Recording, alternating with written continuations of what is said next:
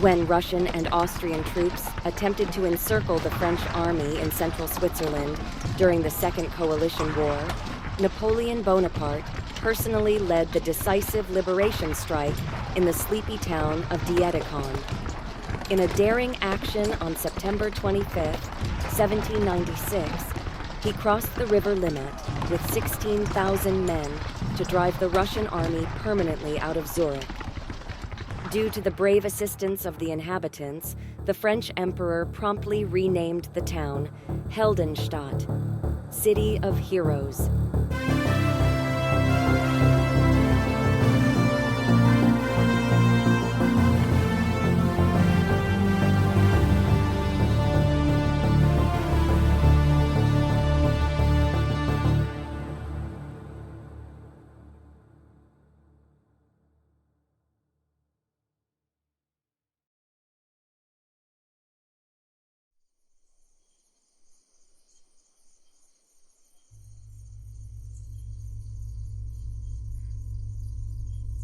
Jerry Montagnon was the descendant of a soldier who had fought for Napoleon at that time. And like the great emperor before him, he would also dare a crossing. However, through time, to save the love of his life. Jenny Silber, the happiest girl he had ever known. Exactly 17 years ago today, she disappeared without a trace. From one moment to the next, gone. He and 4 friends took the blame, and thus their lives were thoroughly ruined. Whatever plans fate may have had for them before, they had been irretrievably destroyed. Despite becoming independent and wealthy, he still felt trapped, deprived of his true fate, and not a night had passed when he hadn't wished for Jenny back. His longing for her threatened to tear him apart. Tonight, he would strike the decisive blow for liberation. Once he had revealed his big secret to the others, there would be no going back. Suddenly, a silhouette appeared. He wouldn't turn to face it. He had grown accustomed to being visited in his own home without warning. Will they come?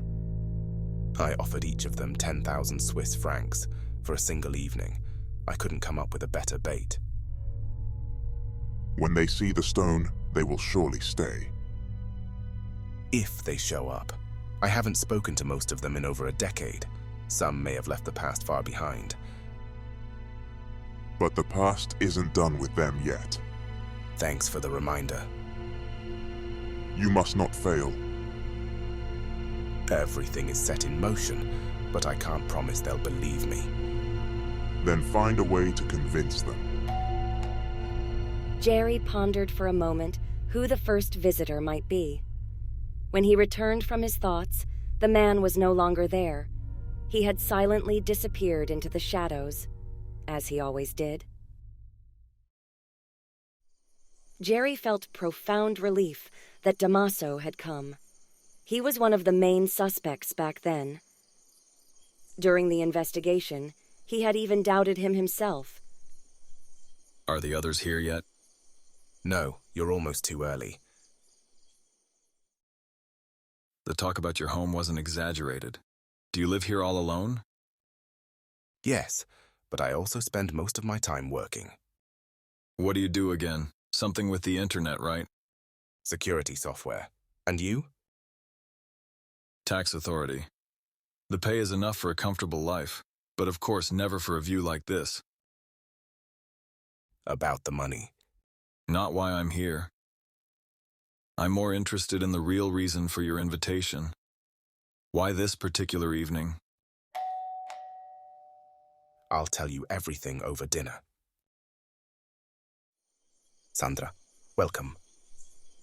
It feels good to be back, though in a strange way. Hey there, Shorty. What have you been up to? Still with the police. Really? Which department? Traffic division. But that's a whole other topic.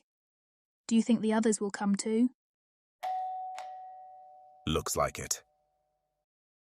He had had the most contact with Rebecca during the past years. She was very secretive about her private life. He only knew that she had a very violent husband. He had repeatedly offered to help her, but she had rejected all his suggestions. She feared that her husband would do something to him too.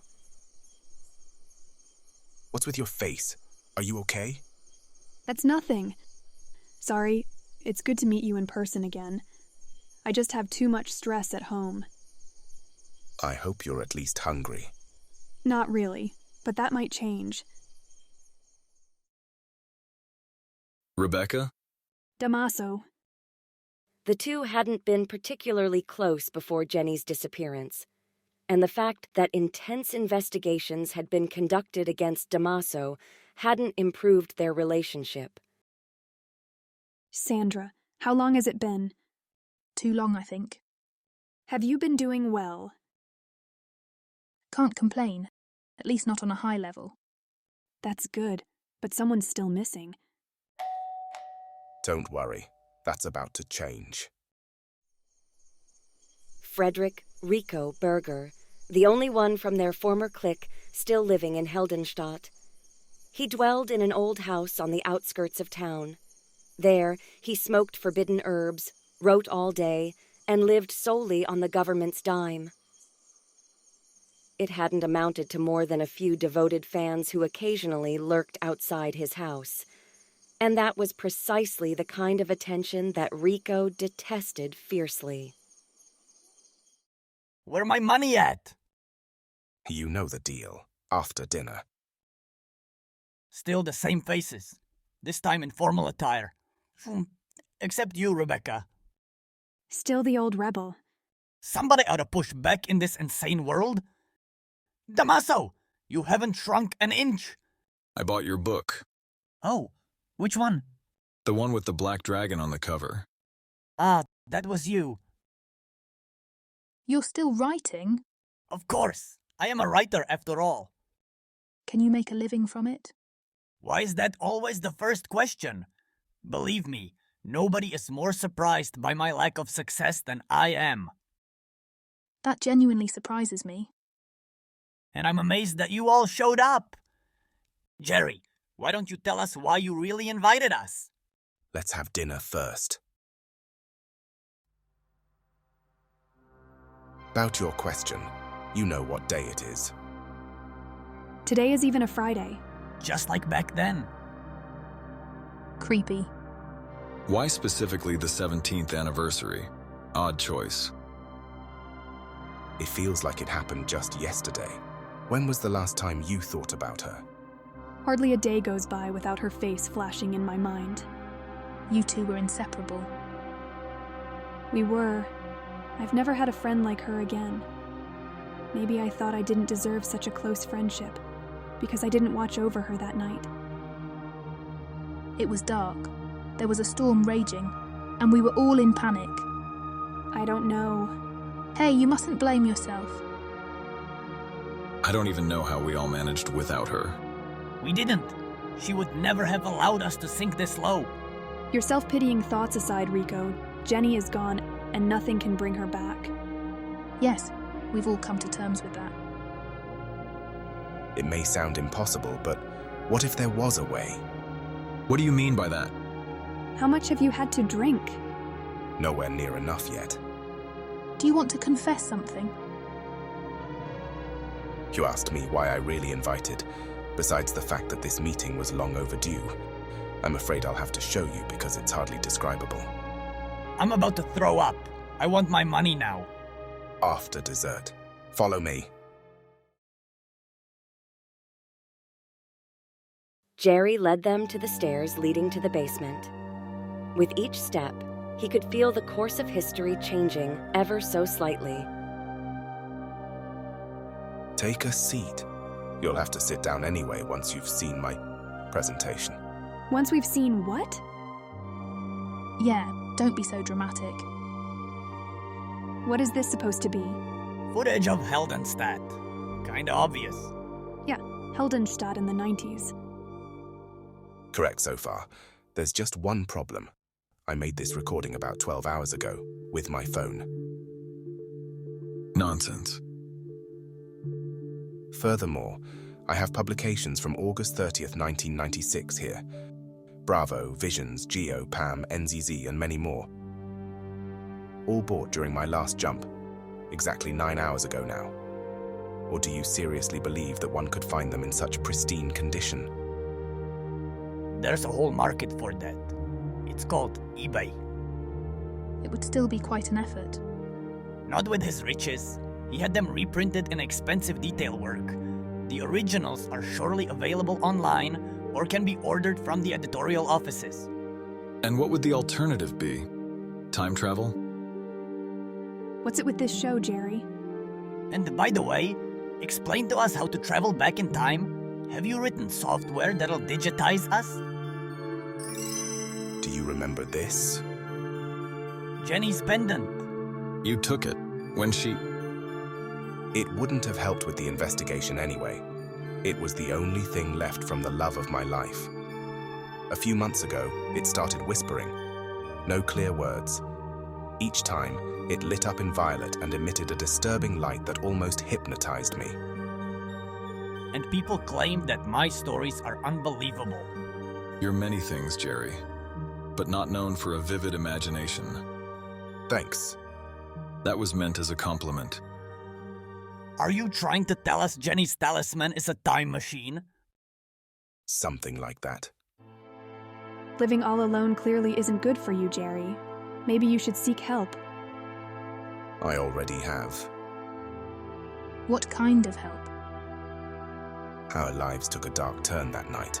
What if we had the chance to set it right again? What if we could go back and stop the murderer? We know who it was. The crazy drunk with the axe, who had taken refuge in the tool shed where we were having the party. That guy almost decapitated me. At first, the police didn't want to believe he even existed. And when they finally investigated him, he committed suicide. Do we really know that? We always assumed the police had done sloppy work, but now we can not only catch the murderer, but maybe even prevent the crime from ever being committed. All right then. It's better if I demonstrate it to you instead of talking myself hoarse here. Or you can take your 10,000 and be on your way. Come to think of it, I haven't had an exciting Friday evening in a long time. I say we do it. Fine, count me in too. Am I really the only one who notices how crazy this whole thing is? You want to travel back in time? With a gemstone? How is that supposed to work? Afraid of what we might find? It wasn't me. I had nothing to do with her disappearance.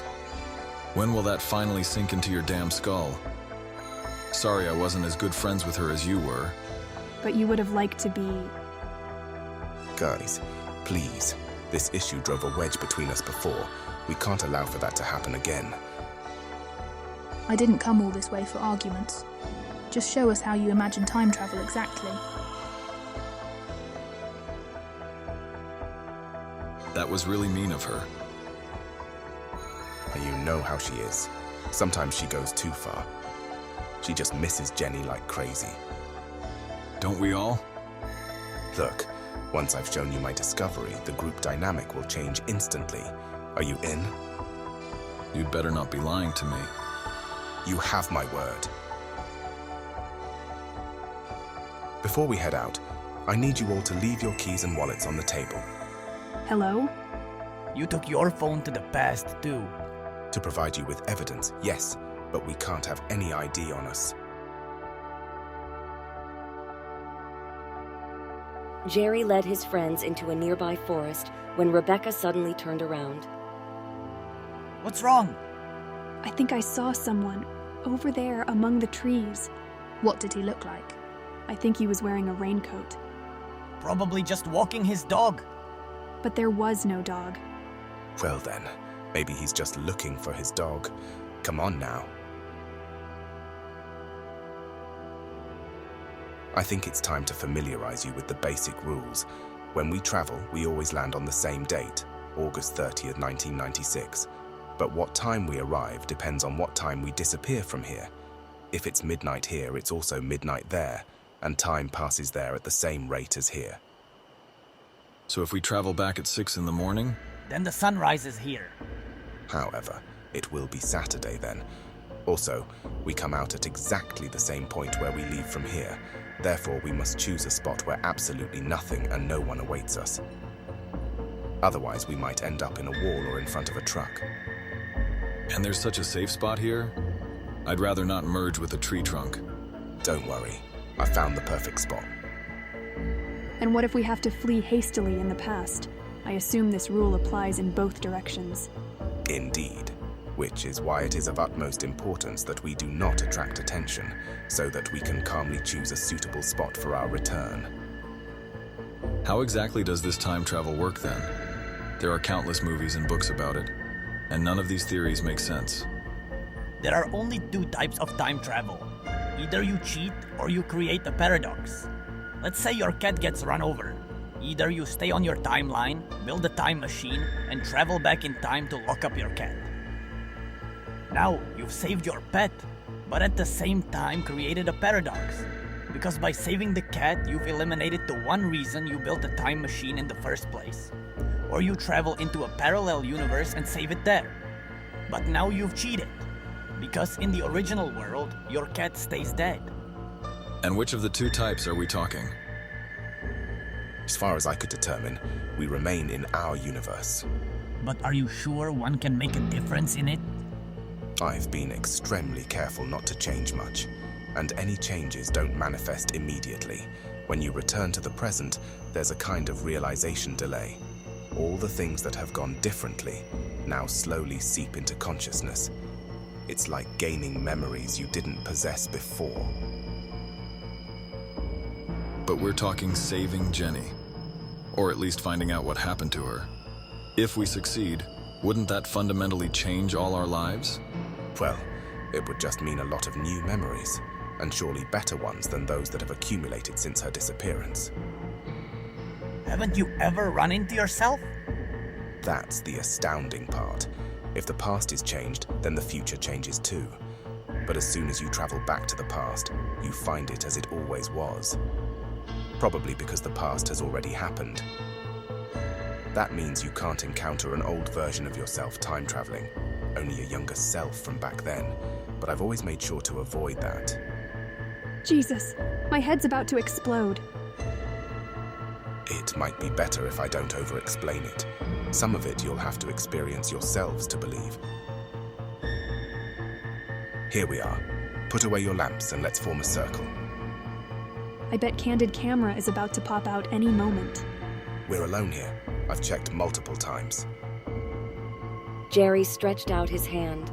Slowly, he closed his fingers, his eyes, gathering his thoughts. His body began to detach from the ground, like in a pitch-dark water slide, where one is catapulted from one direction to the next without warning. Although he knew the destination precisely, he still felt as if he were being swallowed by eternal nothingness again.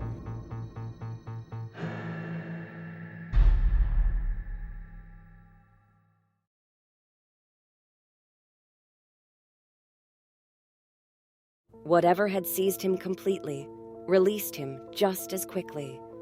However, the darkness would only reluctantly retreat, and his hearing would return with delay.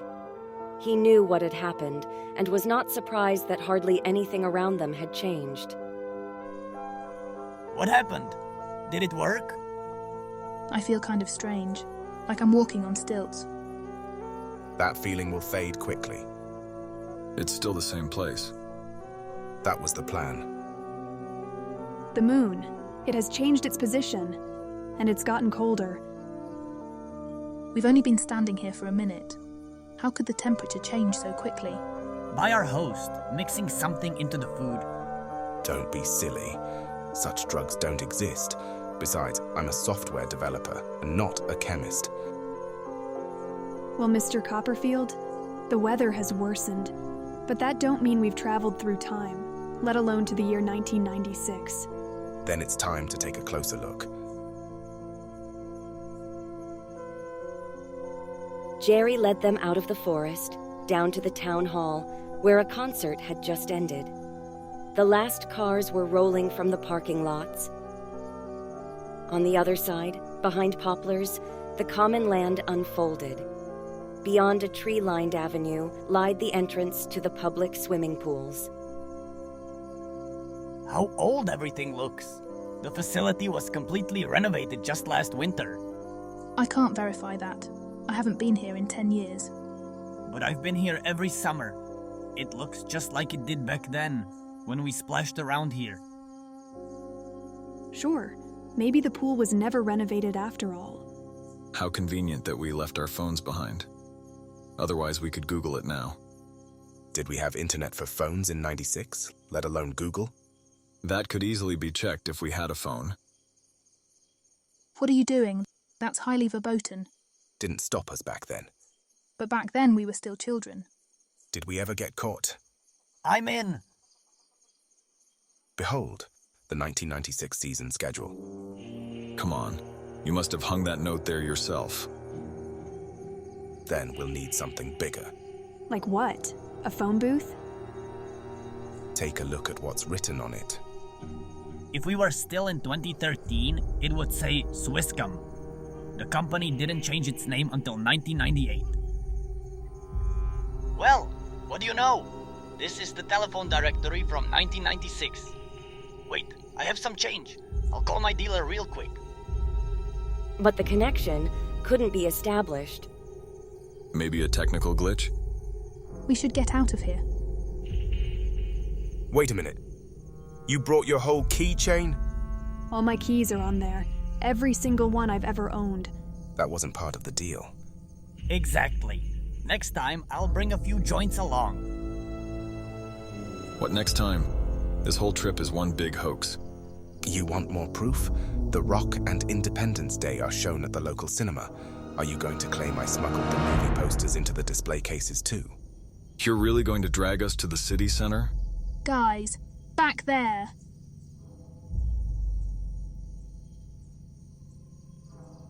I can't even. That's Eulenberg. That woman does look familiar. Willen what? Fleischer's right hand. Do you believe me now? That you managed to get actors, along with posters and stickers. You're driving me crazy. Better than the other way around. Guys, Eulenberg is getting closer. Time for a strategic retreat. But Jerry wouldn't be able to take more than a step. A man had appeared at the edge of the meadow, glaring at him. It was Police Commander Charles Fleischer himself. What do we have here?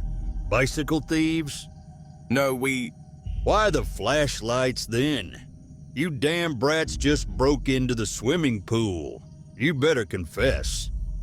With 5 strangers, none carrying any IDs, he would surely get creative.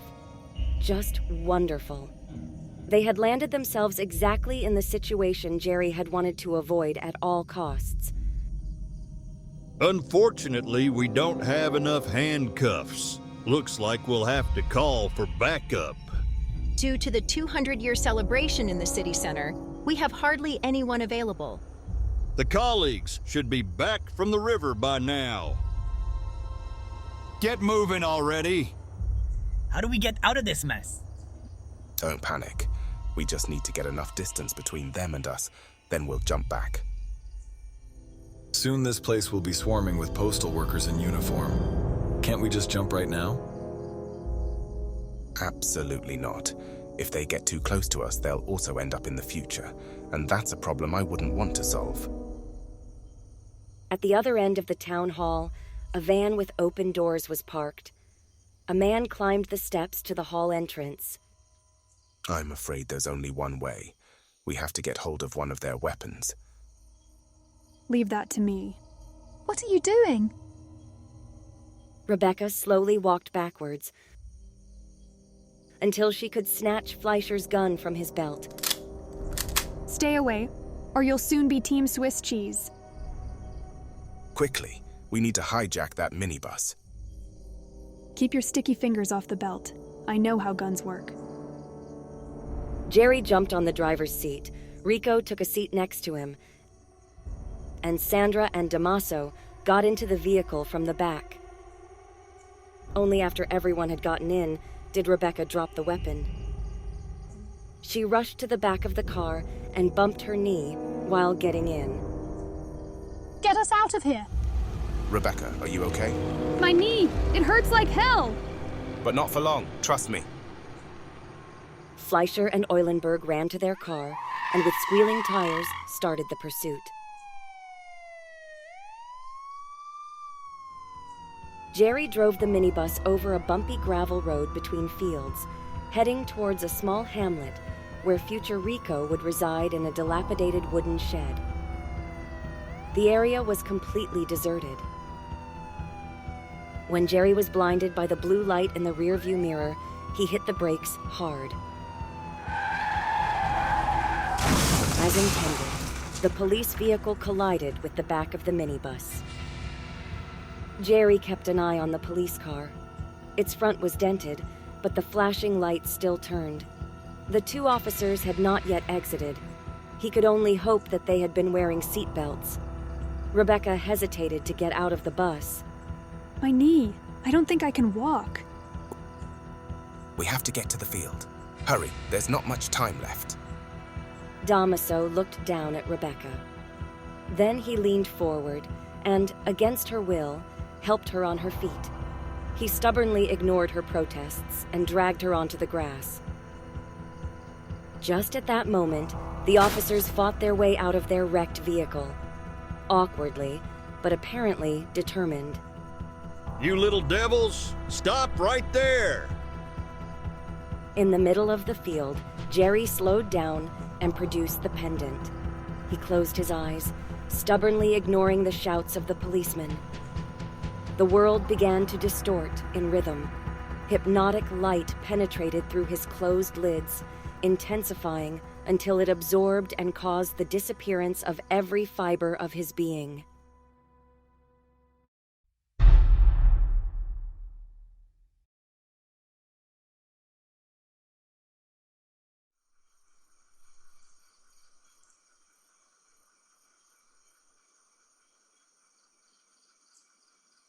Rebecca stumbled backward and plopped onto the grass, which had been mowed in the meantime. The pain, it's gone. How is that possible? As I said, as long as we don't affect the lives of our younger selves or set events in motion that do just that, nothing can happen to us. You were injured, not your younger self. So we're invulnerable? Or even immortal? Unfortunately, it doesn't work like that. We must not unnecessarily put ourselves in danger. Where did these clothes come from? Hey, my keychain is back! My wallet and my phone too. But we left them on your dining table. This part is indeed a bit tricky, but there's a logical explanation for it. We should return to my house first. This excursion aimed to demonstrate that time travel is real. Now we need to devise a battle plan, and perhaps get some sleep before that. Dude, that was my favorite jacket. Don't worry. I've set up a huge wardrobe.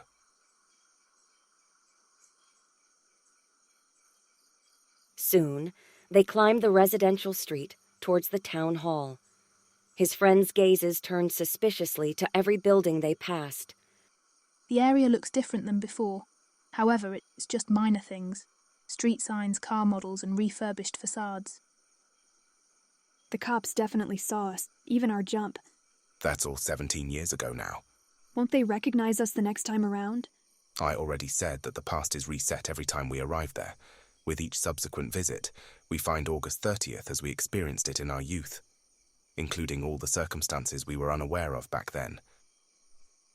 And that's precisely why the drama from earlier won't repeat itself, as long as we don't provoke it. But as long as we stay in this new 2013, everything that the encounter with Fleischer triggered will have an impact on our reality, right? Theoretically, but it's unlikely that this little episode has had any major consequences. And when will we know for sure? Not for a few hours. It always depends on how significant the deviations are. Like these? In front of them stood the town hall, but it was no longer blue, but gray. Its appearance hardly resembled the multi-purpose building they had stolen a vehicle from before, except for the dimensions. Of course, the original burned down in 2001.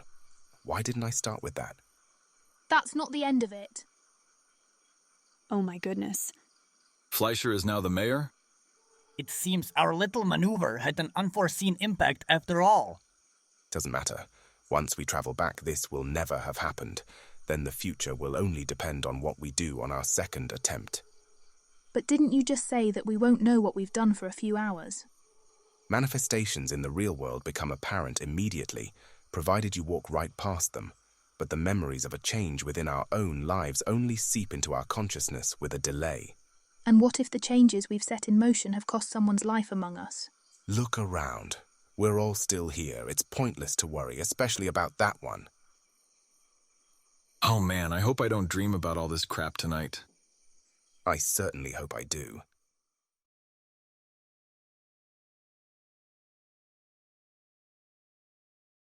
The summer didn't show any signs that it would officially be replaced by autumn just 2 days later.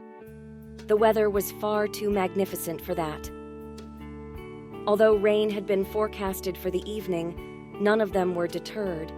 A few scattered clouds had appeared in the sky, but the golden evening sun still provided comforting warmth. You want to go in there? We've already discussed that. The rebel gets drunk at the village festival, so we have this lovely spot of earth all to ourselves. You shouldn't talk about other people like that. Yes, I can. After all, I'm the only one among you whose parents don't own a house. I'm really curious about the cabin. What cabin? There's supposed to be a cabin inside with all sorts of useful things. Sure, right in the middle of a nature reserve. Oh yes, allegedly, someone stashes their booze there.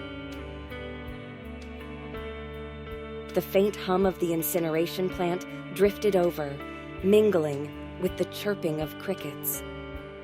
They trudged through the meadow until they reached a gnarled little tree about 200 meters away. The perfect place for our little graduation party. What if someone's living in there? Probably just a tool shed. Well, now that we've finally escaped the prison called school, what are the gentlemen's plans for the future? Staying together, obviously. Not that easy when Fräulein wants to study law in the big city. Then just come with me. And what about our little project? We'll find buyers for that. I'll surely find some for my manuscripts.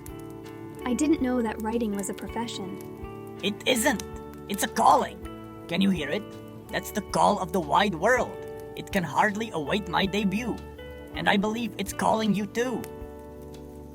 2 record labels have already shown interest in our demo tape. Maybe it'll even be enough for an appearance on Swiss television. Wow, everybody really humble today. With a bit of luck, we'll be the first women's team to win the European Football Championship. Some people want to go far, not just far away. And I'll turn my back on this damn city.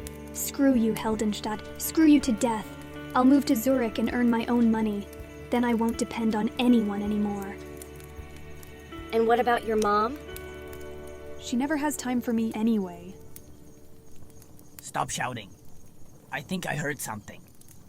The sound of an engine grew louder, an irregular, angry rumble. In the distance, a light flashed. There really is someone living in the shed. Clear away the stuff and put out the fire. First, a wheel appeared, followed by the rest of the moped, and a burly man. He looked like an undead, kept alive only by anger and alcohol. He glanced around hastily. Where are you, little shits? He paced back and forth, moving towards them. Seconds later, he spotted the teenagers crouching behind the shed. Startled, the kids fled into the small forest, each in a different direction. A gust of wind swept across the meadow like an invisible monster as the sky finally broke. A thunderous roar shook the ground. The man threw an axe after Rico, then retreated.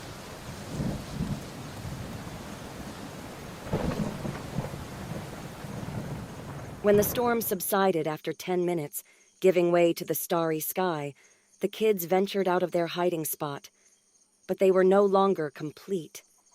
Jenny was missing. Just then, 2 vehicles approached with blinding headlights. Police Commander Fleischer and Eulenberg accused the youths of vandalism. And when they learned that one of the kids had disappeared, he didn't hesitate to arrest them all.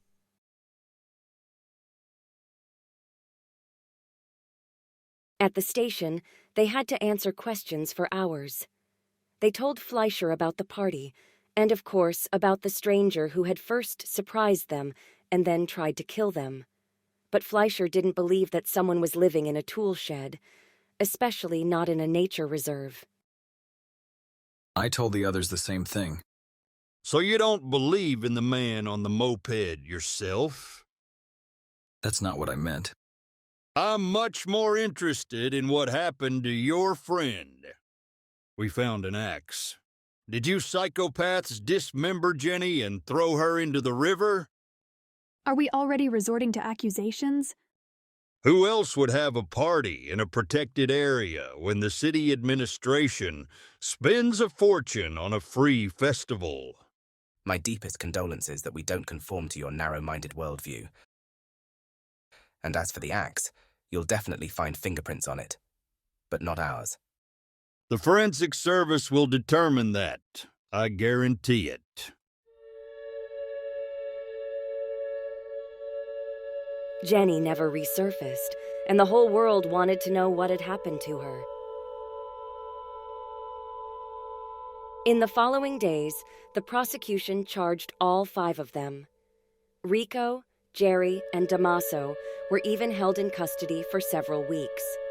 Damaso, in particular, became the focus of journalists. The press labeled him as the Butcher of Heldenstadt, which deeply affected him. Eventually, the police realized that there had indeed been a stranger at the crime scene. The charges were dropped in October, and the 3 boys were released. But the worst was yet to come.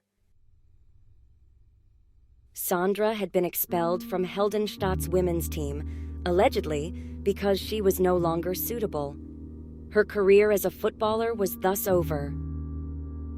Damaso's own band distanced themselves from him, while at the same time achieving their big breakthrough.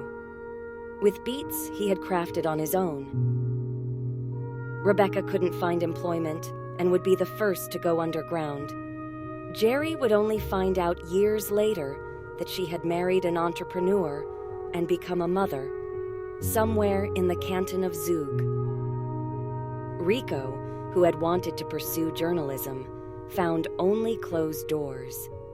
It didn't help that he had spoken negatively about the press during the trial, and now he was paying the price for it. He sought solace in marijuana, spiraled downward, often came into conflict with the law. Meanwhile, Jerry was demonized by Jenny's parents. Her father even threatened to kill him if he ever had the misfortune of crossing paths with him. The remaining 5 would either drift apart or become estranged. Although none of them would let themselves go as much as Rico did, their lives would still be miserable, especially when measured against the great things they had set out to achieve.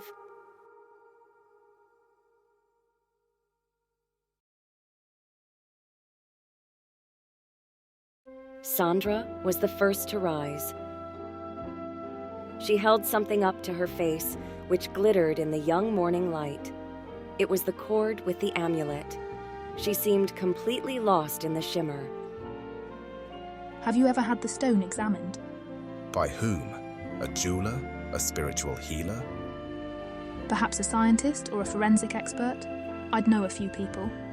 I long considered it an ordinary stone, and since I know what powers it possesses, I don't really want anyone experimenting with it. Either it will be damaged or confiscated. Even worse, it could be turned into a weapon. Exactly. How did the amulet come into your possession?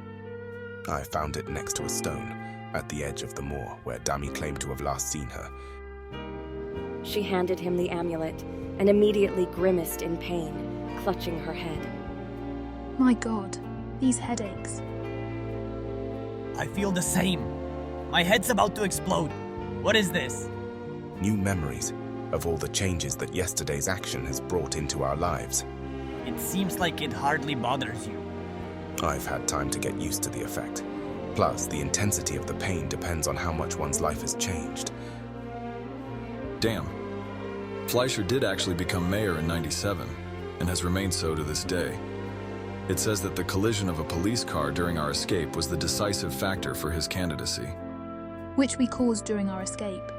Combined with the fact that he and his colleague were almost shot with their own service weapons. He interpreted that as a terrorist act that must never be repeated. Now I remember. He pushed through weapon detectors at all schools and introduced regular person checks at the train station. Why don't I have any recollection of that? Probably because most of you left the city after the trial, so you hardly heard about these events. Could be. As soon as I moved away, I never wanted to hear the name Heldenstadt again.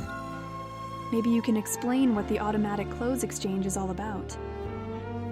I have more pressing problems right now. What do you mean?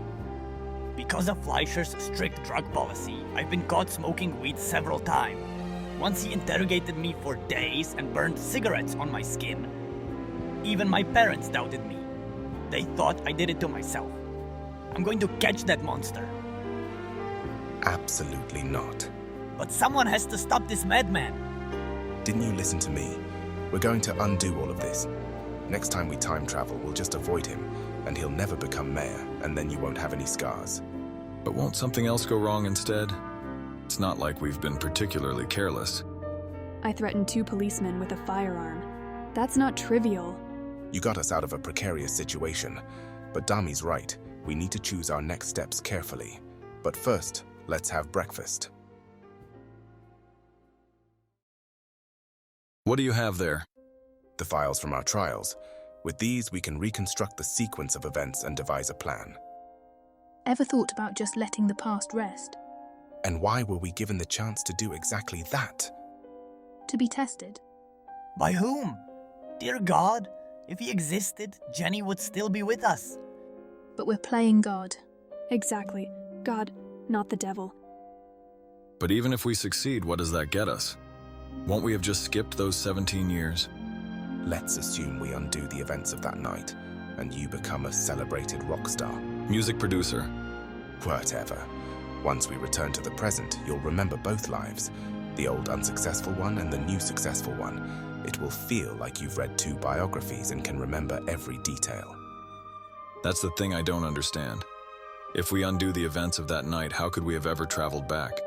We would lack any motivation for that.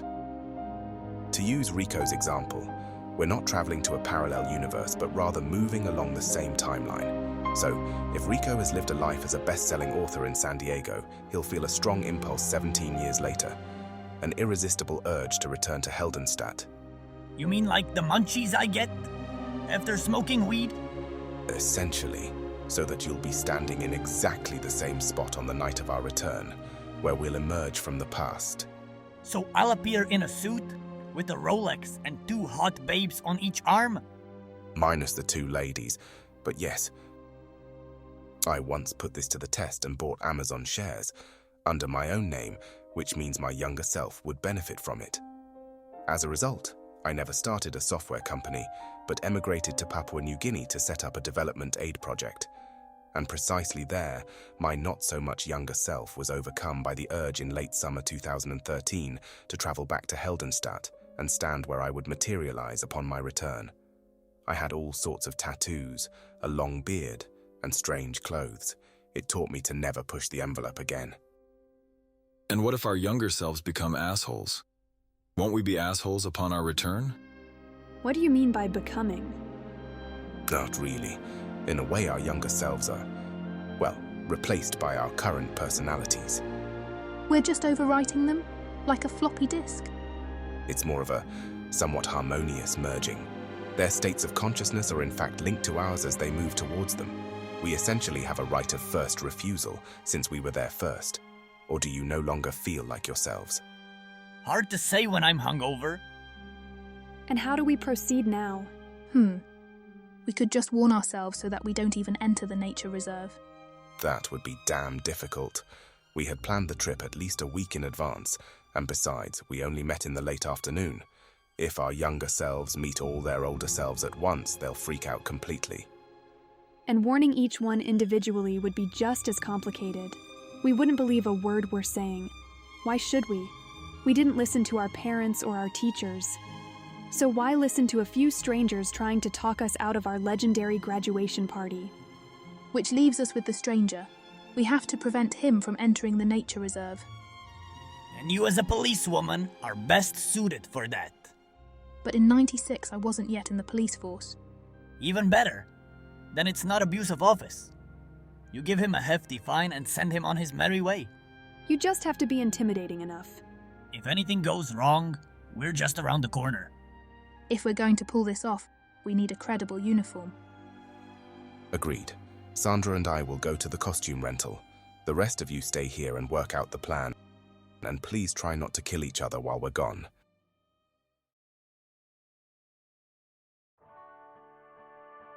Nice ride. Thanks. With all the jumps, this model has been one of the few constants. Isn't it nerve-wracking when everything around you keeps changing? Not necessarily. Influencing things in the world seems quite easy. Making a significant difference in your own life. That's the challenge. Question. If it's impossible to take things from the past to the future, how did you obtain the magazines? Always on duty, right? Truth is, I didn't.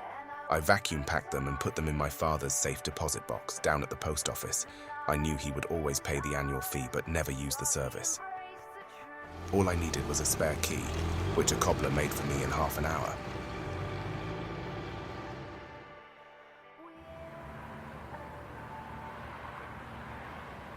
Why did you actually join the police force? To make concessions after the media called us monsters. It took long enough for them to accept my application. I don't mind the traffic department, but even there they never let me forget. You never got married? I came close once. What about you? Someone other than Jenny? It's been a minute, and you only discovered the powers of the stone this year. There were a few flings, but either it didn't work out or I felt guilty. And for some years now, I've been seeing these super happy family photos on social media. And that made you jealous? It made me angry. Jenny always said she wanted to become a mother at 30. That deadline passed 2 years ago. Do you really believe we can save Jenny? Sometimes I wonder if anyone in this city is worth saving. Even though all odds are against us, I want to at least know what happened to her. To have at least one chance to help, even if it costs me my own life. Leave the melodrama to Rico. We're all risking our health tonight. Hey, we'll be right around the corner, you hear? Then let's get the most intimidating outfit they have in stock.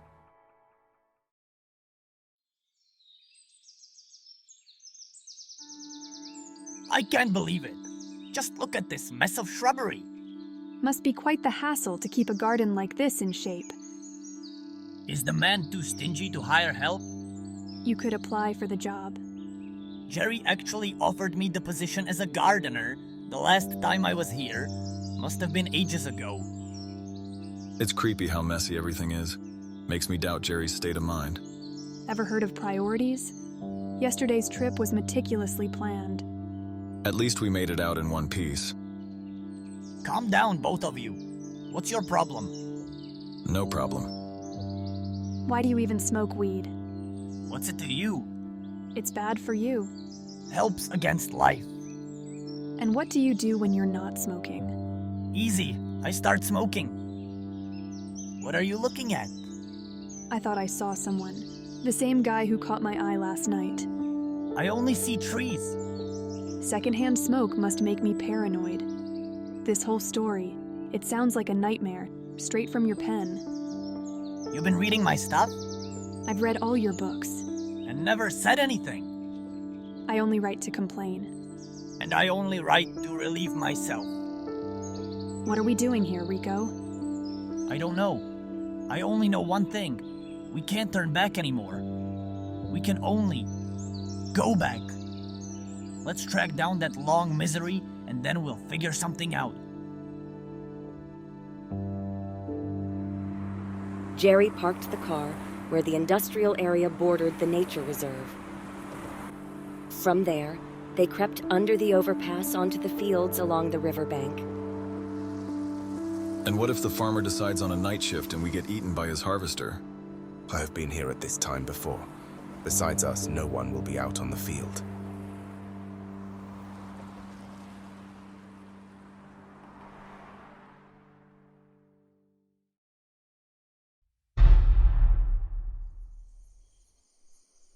When they emerged again, they found an abandoned field. Their younger selves were only half a mile away, over in the nature reserve. Full concentration, ladies and gentlemen. When they reached the riverbank path, they met an old lady with a little dog, who regarded them with a skeptical look. Sandra's appearance seemed to displease her especially. Roughly, she tugged at the dog leash to pull her shaggy companion away from the edge of the meadow and walked off with an unsympathetic expression towards the waste incinerator. Okay, our man will show up any minute. We'll hide behind those trees over there. As they took cover where the crickets chirped, Sandra adjusted her costume and looked towards the farmhouse, which laid 100 meters away. From that direction, there were suddenly faint, grumpy engine noises to be heard.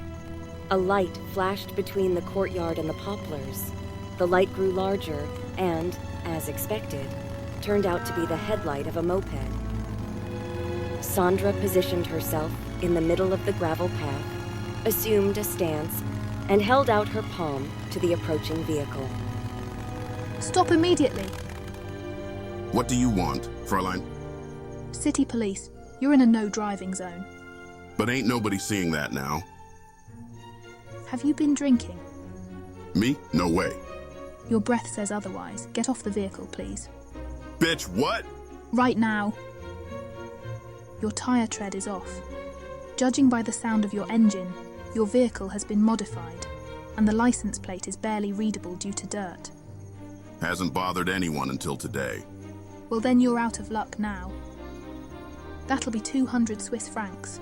Additionally, you'll receive a ban from the area for tonight. A what? You must leave this area immediately. Back to where you came from. I'll punch you in the face! Then you'll know what's up. Immediately, Rico and Jerry rushed out of their hiding to defend Sandra. Meanwhile, Damaso stood rooted to the spot. The hell is with you? Help them, for fuck's sake. After they had brought the driver down, Sandra handcuffed him to his moped. Man, this guy stinks like a garbage bag in the blazing sun. At that moment, the lights came on at the nearby farmhouse. A male voice spoke up. Hello? Anybody out there? I think we're done here. Somehow I still feel sorry for him. He clearly deserved a little beating, whether he was the murderer or not. You don't treat people with glasses like that, especially not women. We've straightened it out, right? Jerry thought about how the driver wouldn't be able to disrupt their party anymore. He is hoping. The moment they were lifted by the eternal void, Jerry heard a scream in the distance. He knew that scream. He knew that voice. It unmistakably belonged to Jenny. The same horrible sound as on that fateful night. But they were already irreversibly on their way back to the future.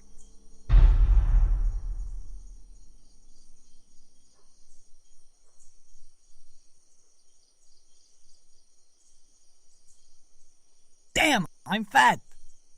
Hey, where did Damaso go? Where the hell is that guy? Did he finally abandon us? He was just here. He sure was. Has he appeared elsewhere? Yeah, in North Korea, or in the middle of the Atlantic Ocean. I don't see any footprints. Of course not. Our prints are gone too. You said time travel was safe, Jerry. Jerry ignored the question. The visibility was good enough to say for certain that Damaso was no longer present. And that could only mean one thing: nothing good. Let's get out of here. And what about Dummy? You know the drill. We'll find out the answer soon enough, and then we'll know what to do. They returned to a hill above the city by taxi. As the car disappeared into the distance, they all experienced immense headaches, a sign that their memories were updating. Holy crap, we failed again. Unwanted new memories arose in Jerry's mind, forming into a painful certainty.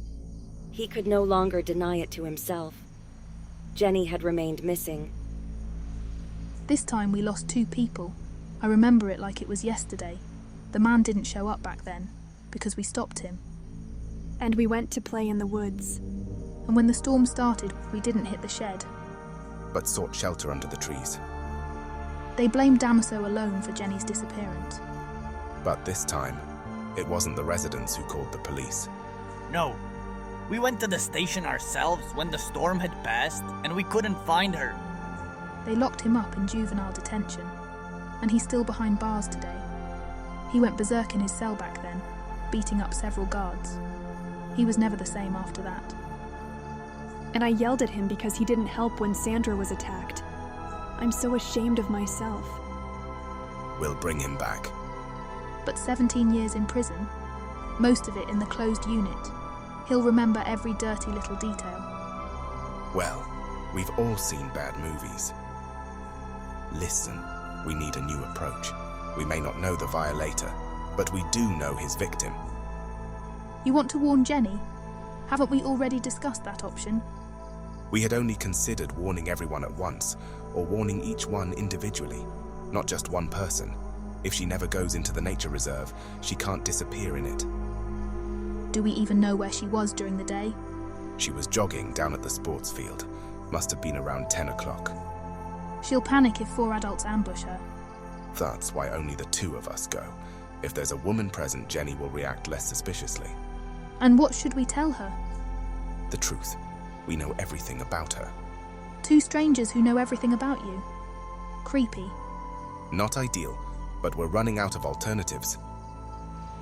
You want Rico and Rebecca to skip the next jump? It's better that way. You and I will get up early, lest our friends pose questions that I'm not inclined to answer before 17 years have passed.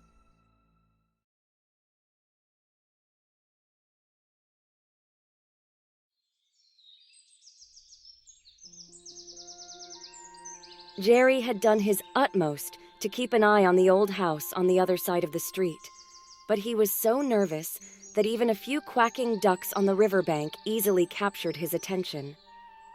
They had been standing on a grassy hill above parking lots, waiting for Jenny to leave her parents' house. Do you know what you're going to say? I just hope we're not too late. I wonder how she'll react when we bring up her plans for tonight. Besides us, no one knew about them. God, she'll think we're from youth welfare. In a way, that's true.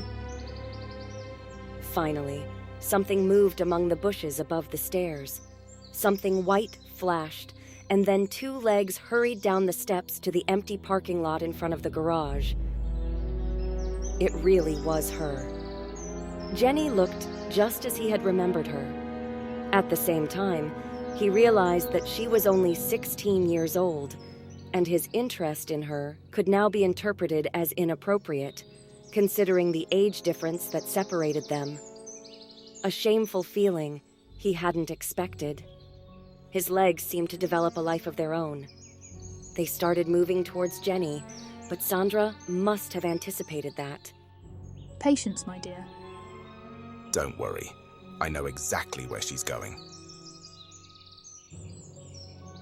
She's going to run at least 12 laps. Gives us plenty of time to think.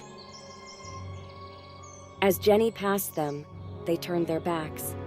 But the girl seemed completely focused on her laps and didn't even glance in their direction. Her gaze was fixed on what lay ahead of her. That's how she had lived her whole life, always looking towards the next goal, always living in the moment. Jerry watched her as she rounded the curve. The sun blazed over the wooden house, providing pleasant shade. Jerry rubbed his sweaty hands together and couldn't take his eyes off Jenny. With an overflowing heart and a leaking mind, Jerry fixated on his teenage love. By now, she had reached the 8th or 9th lap. Get a move on, otherwise this won't work. Jerry reluctantly followed her example, watching as Jenny grew larger and larger on the red track to their left. I'll start then. I'll stall long enough until you remember how to open your mouth. Sandra stepped onto the track and raised her hand. Jenny, is that you?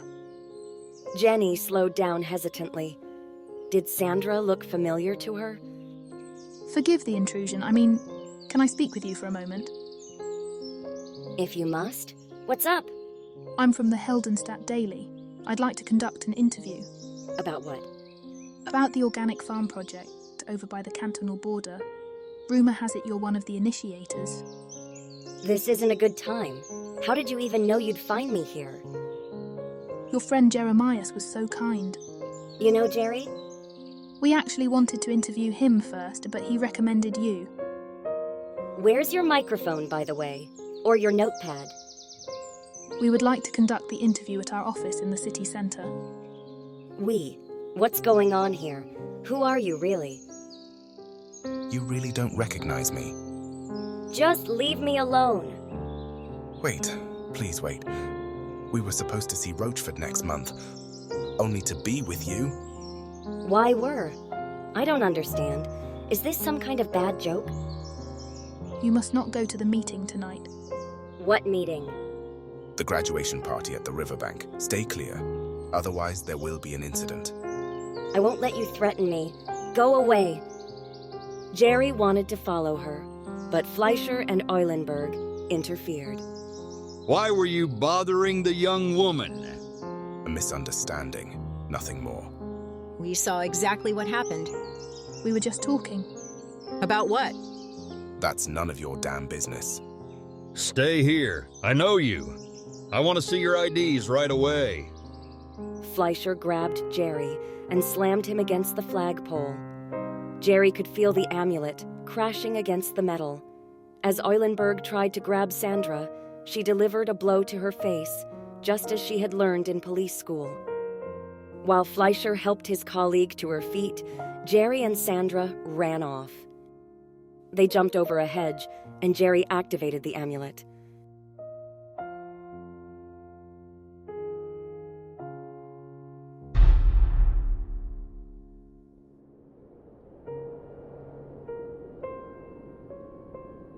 As darkness was replaced with daylight, Jerry surveyed the surroundings. The area was deserted, with the sun hidden behind a milky cloud cover. Did Fleischer recognize us earlier? Or was that just my imagination? Would that even be possible? Well, in a way he did know us, even if only from back then. But at our first meeting, he didn't react so hostilely. Must be some kind of déjà vu. During my travels, I've encountered certain people multiple times, and with each subsequent encounter, their suspicion increased, as if I were an alien. Say what you will about him, but he does have a keen sense for inconsistencies. I would call it paranoia. We've certainly given him a reason. Suddenly, a vehicle appeared. The inconspicuous car came to an abrupt stop. Well, I'll be damned. So we haven't lost our minds after all. You remembered? A few days ago, I had this fever dream. Suddenly, I could remember our travels and felt this irresistible urge to show up here at noon, just as you had described. But why can you remember the past and we can't? Because memories only come with a delay. However, Damaso, Rico, and Rebecca have actively lived through the last 17 years. Therefore, their memories had to manifest earlier than ours so that they could arrive here on time. That's why we also know that your preaching didn't accomplish anything. Except that Jenny got really drunk that evening because she had encountered you earlier. Of course, we didn't take her story seriously. Everything else unfolded exactly the same way then? Pretty much, yes. At least I didn't end up behind bars. When the memories of the other timelines overwhelmed me, I almost went insane. Especially the time in the closed ward got to me. I've been on sick leave since then, trying to make sense of it all. Rebecca and I haven't fared much better. She's still being abused by her husband, and my bank account's still lousy. Now I remember, Damaso was also acquitted this time. Which still leaves us not knowing what happened to Jenny. Oh well. Let's just go home for now.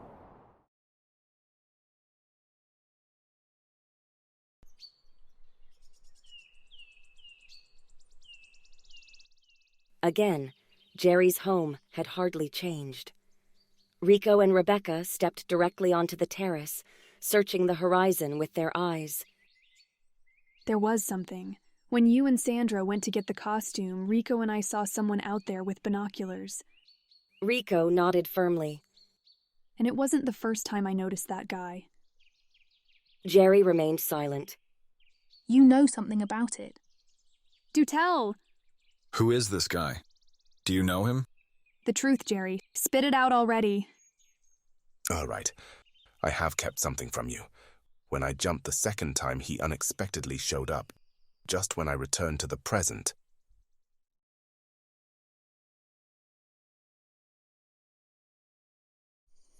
Jerry tried to fathom the just-completed journey into the past. At first, he didn't want to believe it, but he had just spent a few hours in the year 1996 again.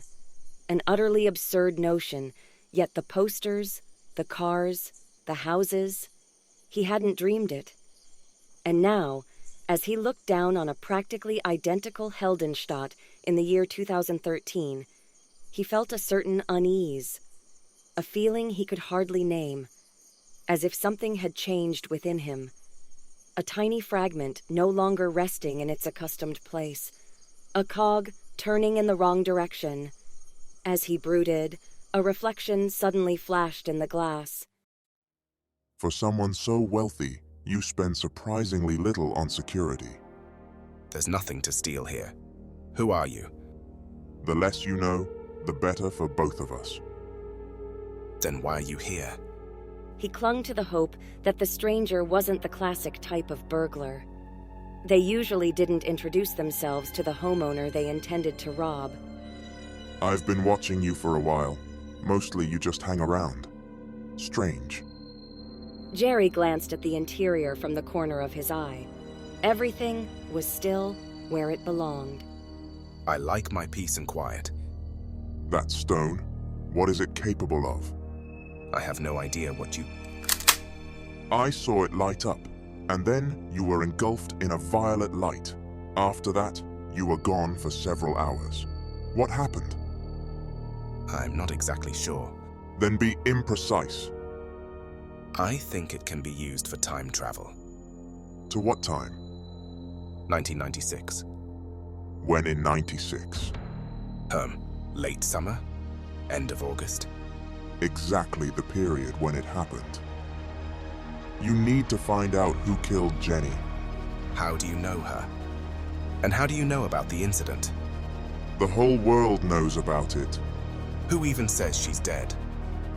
Don't be foolish. You know she's no longer alive. Why should I be the one to find out? Does it no longer bother you what happened to her? The stone grants its owner a wish. How do you know that? Be quiet. You really must be yearning for her. That's why it opened a portal to the year 1996. He was actually right. I have all the time in the world, but no one to share it with. For months I've been constantly thinking about her. Then find out who's responsible for her death. We'll meet again. Hold on. I was never here. Understand? How cringy. Why did you keep that from us? Would it have comforted you to know that an armed stranger was watching us? How many times has he shown up anyway? He occasionally visits me for updates. But why would the guy call you by your first name? Do you know each other? I have no idea who he could be. His voice didn't sound familiar to you either. He deliberately spoke deeply, and even though I can't place his voice, it still feels strangely familiar to me. How old was he? Judging by his voice and body language? He was about my age, but I can't consciously remember ever meeting him before. Furthermore, he looked slightly different every time. One night, he only had one arm. When was the last time he visited you? Just minutes before you showed up. What's going on there? Jerry examined the stone on his chest and noticed that it blinked at irregular intervals. Upon closer inspection, he noticed a hairline crack running through the interior of the stone. Damn. The amulet must have been damaged when Fleischer pushed me against the lamppost. I'm open to suggestions.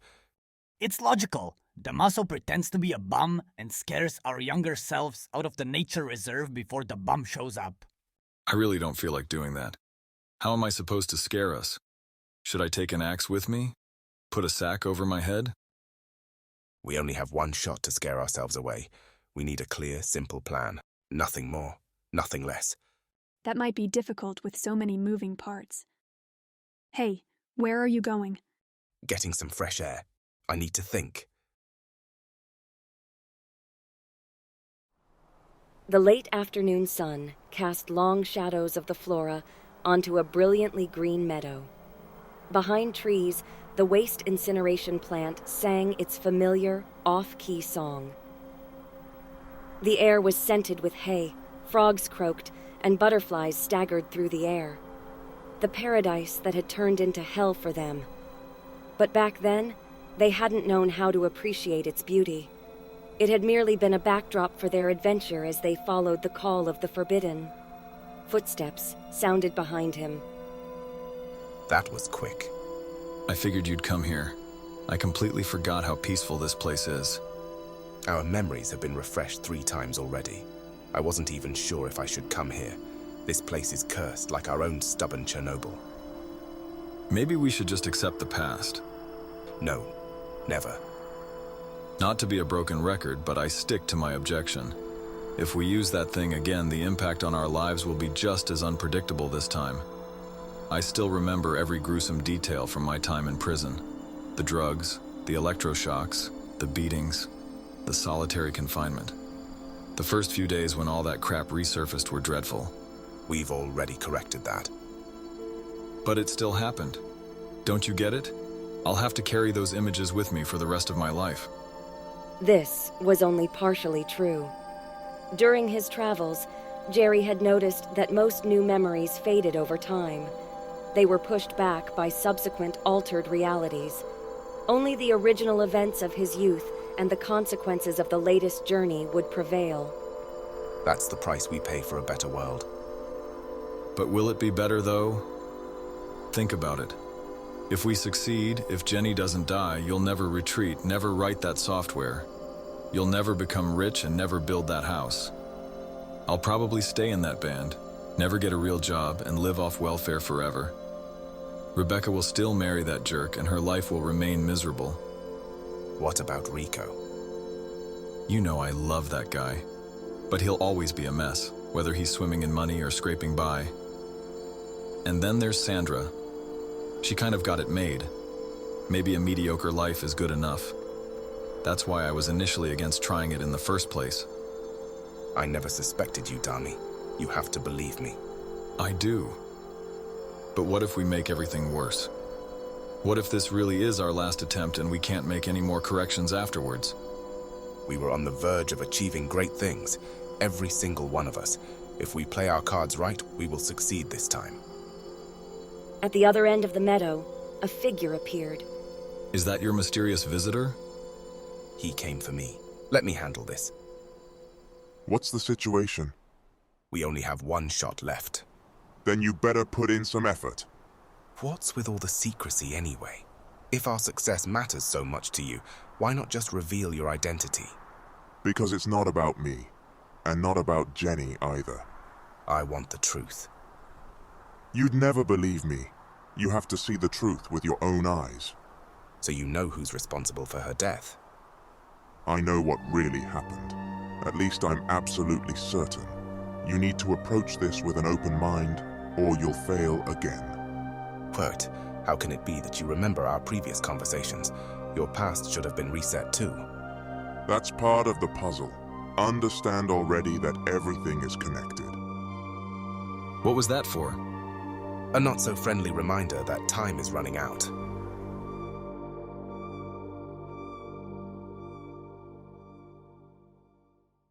Dude, where have you been? Did you come up with a somewhat decent idea? Jerry nodded significantly. Shouldn't we wait until tomorrow? No, we're going through with this today. What exactly are we going through with? This time we're going all in. So we're going to encounter ourselves after all? We have to. About an hour before the bum shows up. That should be enough to convince ourselves. But you ruled out that option. I only considered it as an absolute last resort. Running into ourselves will be a profound experience for our younger versions, likely causing their entire worldview to collapse, with unpredictable consequences. If we succeed, we're going to turn everything upside down anyway. Yes, I would have preferred to hide this part of the equation from them. They should have transitioned seamlessly into a new world. Instead, we're practically going to catapult them into a new reality. It's like meeting aliens. The universe would never be the same again. All right. How exactly are we going to proceed? We'll surround them. Each of us will confront their younger self and talk some sense into them. Our advantage is that we know everything about ourselves, and we're physically superior. And what are we going to tell our younger selves? We need to lure them away from the camp before the old drunkard shows up. We don't have a bulletproof, shockproof, and waterproof guarantee of success, but it's the best plan I can come up with right now. He noticed the irregular blinking of the stone under his shirt. Do we even have enough time left? If we start now, I'm willing to entertain that hope. Jerry stepped over a small bridge at the waste incineration onto an island delta, where a stone sculpture and a wildfire pit rested in the grass. This is a good point to jump. And what if someone from 1996 is hanging around here? The weather deteriorated rapidly back then. There shouldn't be anyone here by the time we arrive. We have one last attempt. One precious opportunity to stop Jenny's killer. To hold those who ruined our lives accountable. And bring them to justice. And to forever correct the course of history. For Jenny.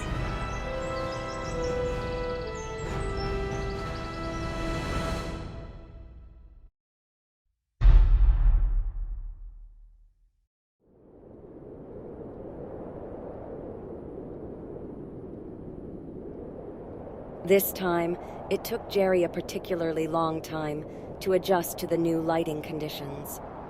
Around him, the treetops swayed in a fierce gust of wind that showed no signs of abating. Above them hung a forbidding dark cloud cover. The pleasant summer evening had given way to a spent, autumn-like world. How could we overlook the signs of the storm back then? We were probably too drunk to realize just how bad the weather would get. Or simply too carefree. What are you doing there? No worries. We're from the Forest Protection Agency. We're counting long-haired frogs. There's a risk of an epidemic. And on a Friday evening? You don't seem to have anything better to do either.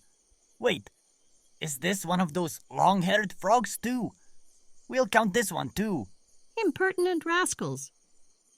That was close. There we are. Man, was I fat. Jerry, why didn't you ever say anything? Must have had a bad eye. At least 2. Or too scared of facing justice. We're just going to walk over there. Yes, and settle this once and for all. Okay then. Let's split up. Rebecca and I will approach from the shore side, the rest along the waste incineration. Silently, they crept through the tall grass towards their younger selves, who were celebrating joyfully and had no idea that the encounter of their lives awaited them. Halfway there, Rebecca suddenly stopped. What's wrong? I bet Rico Chicken's out first tonight. Hey, you're all running in a white dress across a flower meadow. What a surreal moment. I feel like my brain's breaking apart. I feel the same way. Suddenly, Jenny stood up. Her mouth fell open and wouldn't close again. Youths and adults stood just a few meters apart, staring dumbly at each other. Who are they? Relax, we're not the police. I'd prefer the cops over you scarecrows. And where did you get those hideous clothes? Did you rob a thrift store or something? Yeah, who are you? Jerry focused on himself. 8908. What's that supposed to be? It's a combination for my bike lock. And you have a cell phone that only your mom knows about. You can call her pager with it. What's the meaning of this tasteless charade? Just look at us. Are you guys from the Concerned Parents Association or something? Don't you notice something? That you're ugly birds? People like you brought us reality TV. They kind of look like us. Like the parents we never had. Are you trying to tell us you're from the future? 17 years. Strange number. Hold on. If you're from the future, if you are us, where am I then? That's why we're here. To do what? To warn you. So you beat it. On the double. In less than an hour, the guy who lives in this shack will show up. He won't be too pleased with your little party. Ain't nobody living in there. Actually, a pretty drunk bum does. If he messes with us, we'll beat him up. We remember that differently. You haven't answered my question yet. Indeed. Why isn't Jenny with you? We don't know exactly what happened to you. Only that tonight, this night, you will disappear without a trace forever. If we don't prevent it. And that's why you need to get out of here, before he shows up. So you can kidnap her? Dummy, say something. Time travel is impossible. Stop talking crazy. And how do they know so much about us? Look at them. They really look damn similar to us. Are you seriously claiming I'll turn into that? Losing a few pounds would surely suit me. You'll come with us now or we'll take you. Hey, that's illegal. Get lost. Otherwise, I'll call the police with my cell phone. No need. They're already here. Uniformed officers approached them. Stand still! Get out of here already. We'll hold them back. Will we? The remaining adults had already formed a half circle to allow the kids to escape.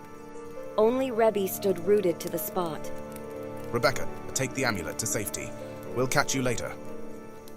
Young Damaso stumbled over his own long legs as he fled. Only young Rico, Sandra, Jerry, and Jenny would manage to escape. What's this mess? What have you been up to? None of your business, you burnt trash heap. Most of the kids slipped through our fingers. Doesn't matter. They'll eventually tell us where the rest can be found. Now we're really in a pickle. Not yet. Rebecca is still on the loose, and the police still have no idea who we are. Therefore, our arrest shouldn't have immediate consequences for the lives of our younger selves. And Jenny should be safe. At least she's been warned. You really want to go through with this stupid time travel story, then? Well, the big guy also took a moment to catch on. You actors. Quiet back there. We're heading to the station now. For a change, we should listen to him. Then, that heavy rainstorm broke loose, for which the meteorologists never found an explanation.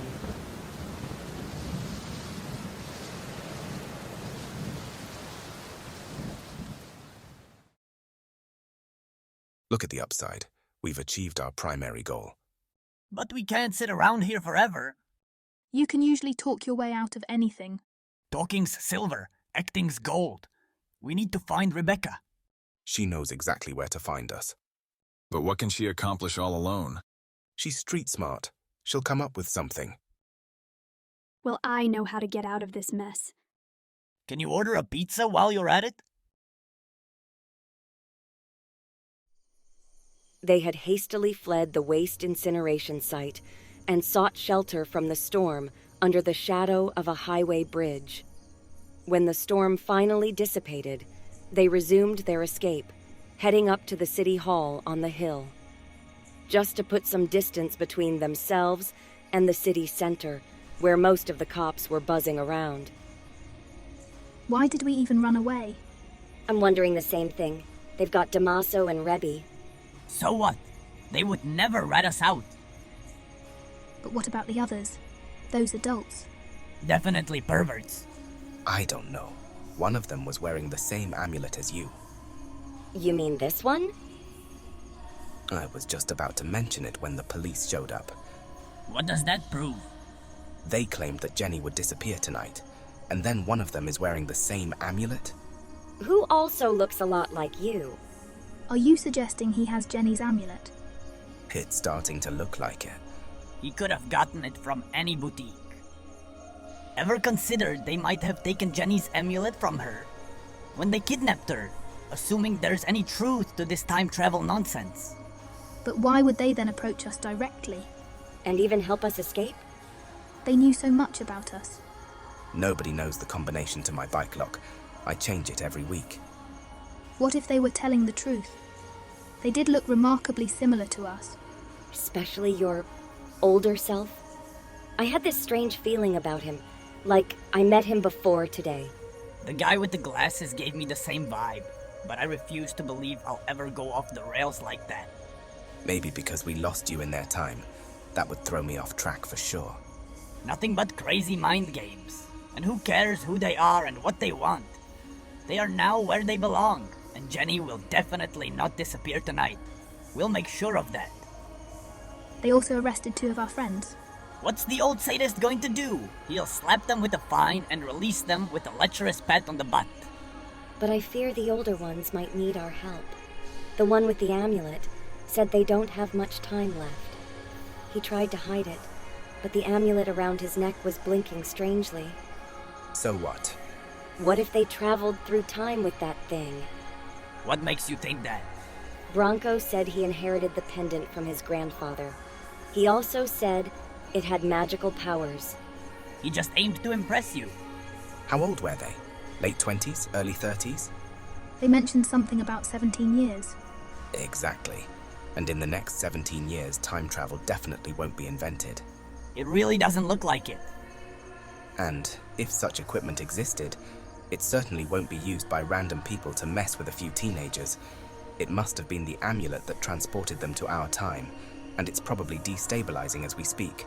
Fleischer will probably let them stew in the cell at least all night. And then it might be too late to return. If they were smart, they traveled without IDs. That should prolong their stay at the station even further. True. People without identification or residence permits. That'll really get the old racist going. I saw him hand the amulet to his girlfriend. She's the only adult who managed to escape. Won't do her much good as long as her friends are behind bars. A fake emergency call then? Made by whom? Probably the person with the best acting talent. That would be me. Didn't say that. Never directly. Hello, police. I'm being attacked. At the Lubersen school, there are a lot of, foreigners! Well, people? At least 10 or 50. 100. And they're harassing me. I mean, really, indecently. They don't speak German. That's indecent. My great-grandfather was Italian. Where do you think I got my first name from? He'd spank your butt. Come quickly. They're already... How was I? Not good? A bit too good. Dear God, please forgive us for this tasteless prank. I certainly can't see any avenging angels descending from heaven. Dude, get a grip. You all get a grip yourselves. I just meant to push the buttons of that racist pig. Plus, we all have immigrant backgrounds. Okay. If the plan works out, they'll send half their staff away. Well, the few officers who aren't currently hanging around the city centre. But it shouldn't take long for them to detect our diversion. That's why we should leave quickly. Thankfully, my dad is at the town hall right now, so his old Toyota is parked over there. You want to hijack your dad's car? I'm the only one among us who can at least drive a bit, thanks to private lessons. Your old man will lock you in the basement for weeks on end. Only if he can prove I took the joyride.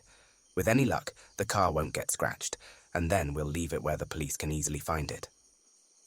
You probably drive so badly that he won't even suspect you. I should make it to the precinct without a crash, and from there one of the adults can take over. You sure this is a good idea? My father hates this vehicle. He's only driving it because the other car is in the shop. Actually, I'm doing him a favour. Damn it, Jerry! Almost forgot. Hold on tight. For over an hour, they had been hanging bored in the cell. Jerry began to wonder why Fleischer wasn't dealing with them.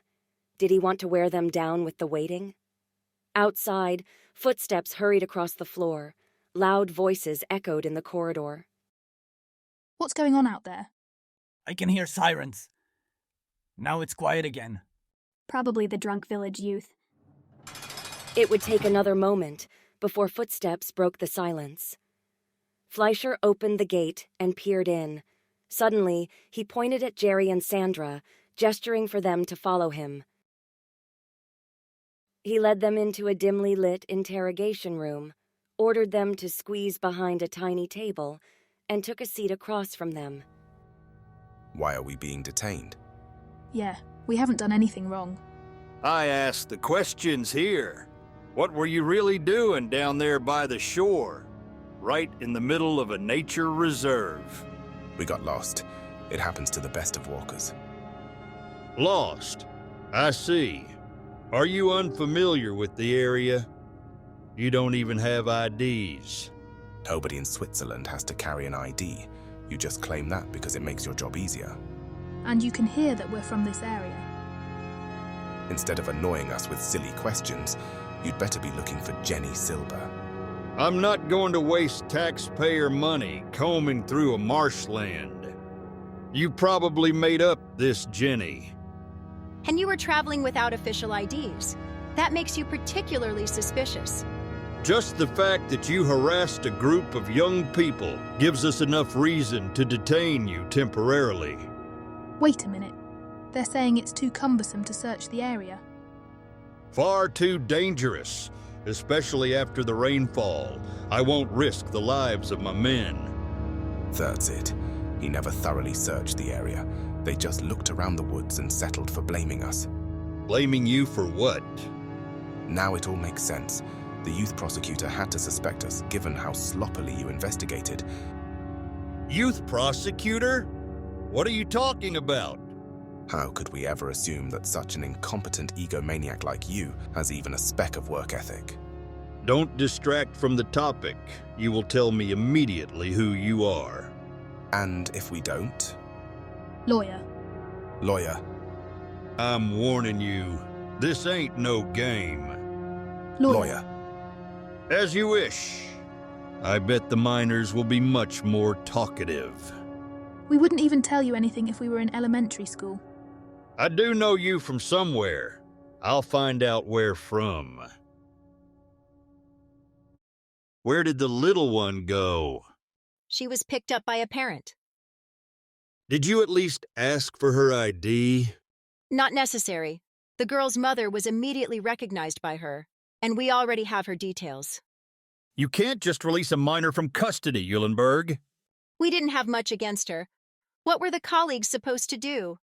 For instance, wait for me. In a stolen vehicle, Rebecca transported her younger self away from the festivities in the city center to the courtyard of Wolfsmat School. Wow, you really look like my mother. Come on, we don't have much time. What are we doing here? Here's where all the misery began. Right, there. Are you talking about Branko? You met him 4 years ago when he was transferred here. Since then, every night you yearn for him. Your desire to be close to him consumes you more with each passing hour. How do you know all this? Because I am you. Didn't you listen earlier? This bullshit about time travel? You yourself said that I look like you. Maybe you're that crazy aunt Mom sometimes talks about. That nutcase she hasn't spoken to in 30 years. I don't care who told you these things. I just know that everyone has been trying to keep me away from him, especially Jenny. You should know that she's been trying to steal him from me for weeks now, ever since she found out how much he means to me. Indeed. And my advice to you is the same. Stay away from that guy. Oh, buzz off. Why didn't you run away earlier? And why did you come with me? Because I was curious. But I guess I just got my hopes up, as usual. Our mother is going to die. What did you say? In 14 months, during a night shift, she'll have a stroke. By then, you won't have seen her for 11 days straight. You'll fall into a deep hole, drop out of your apprenticeship, cut off contact with your friends, and only have Branko around. You'll marry young and it'll be hell on earth. He won't know how to handle your temper and will repeatedly hit you. I know, because I've lived through it for 15 years. My mom is going to die? I can't let that happen. I need to warn her. As if she ever listened to us. She's so trapped in a cycle of debt and pain that she'll never take you seriously. You have to erase Branko from your mind. Otherwise, he'll destroy you. You've been given a second chance. Don't squander it. For the both of us. I'll decide for myself. And I've just explained to you what abyss that one decision will lead you into. Let me give you some good advice. Stay away from me, you psycho bitch. Rebecca watched herself hurry across the schoolyard to the pedestrian crossing. I was afraid I'd say that. That very moment, the area lighting went out, except for a single source. Rebecca turned to the glaring light above the speech therapy kindergarten at the top of the auditorium.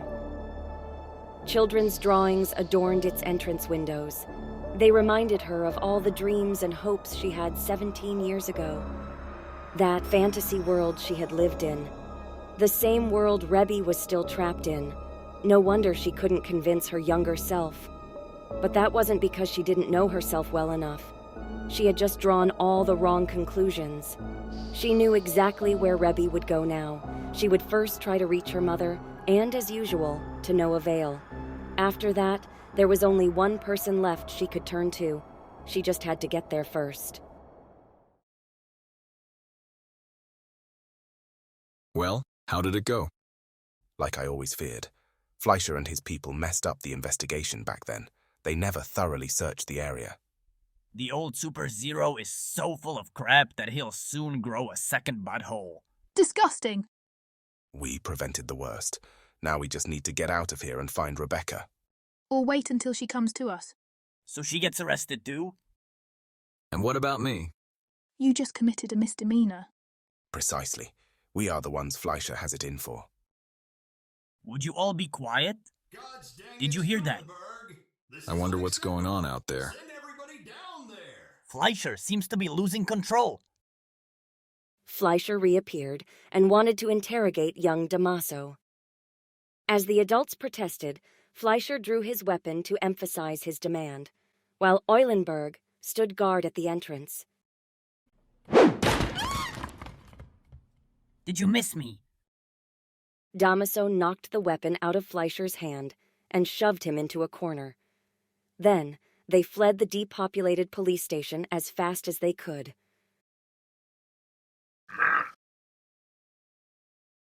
Let me guess. You were at the wheel? I hope you've got your driver's license. And then some. Hold on, everyone.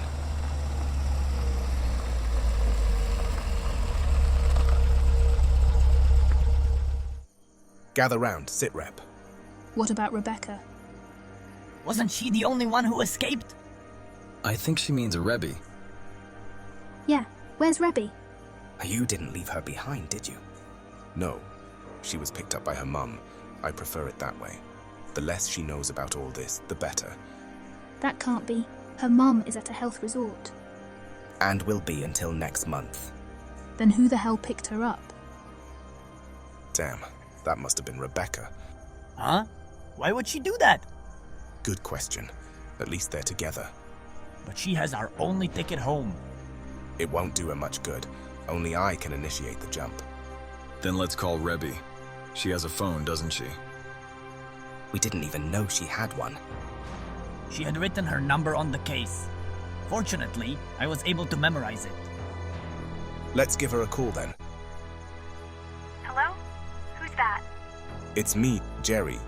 The older Jerry. Where are you? On my way to the village festival. And you guys? Still stuck at the station? No, we got picked up too. Is the older Rebecca still with you? And did she happen to mention why she only took you? The old hag completely lost it. dragged me to the Wolf's Mat schoolhouse and kept babbling at me. I had to run away. Any idea where she might be? All I know is that she's after Branko. Branko who? Branko Illich. He's a friend from school. And where can we find this Branko? At the village festival.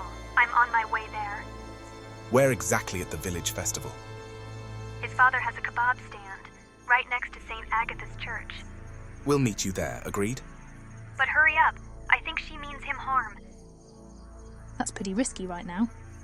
The cops are probably looking for us everywhere. True, but they won't expect us 200 meters from the station. Besides, they shouldn't know about our car yet. Man, what got into Rebecca? She can tell us herself.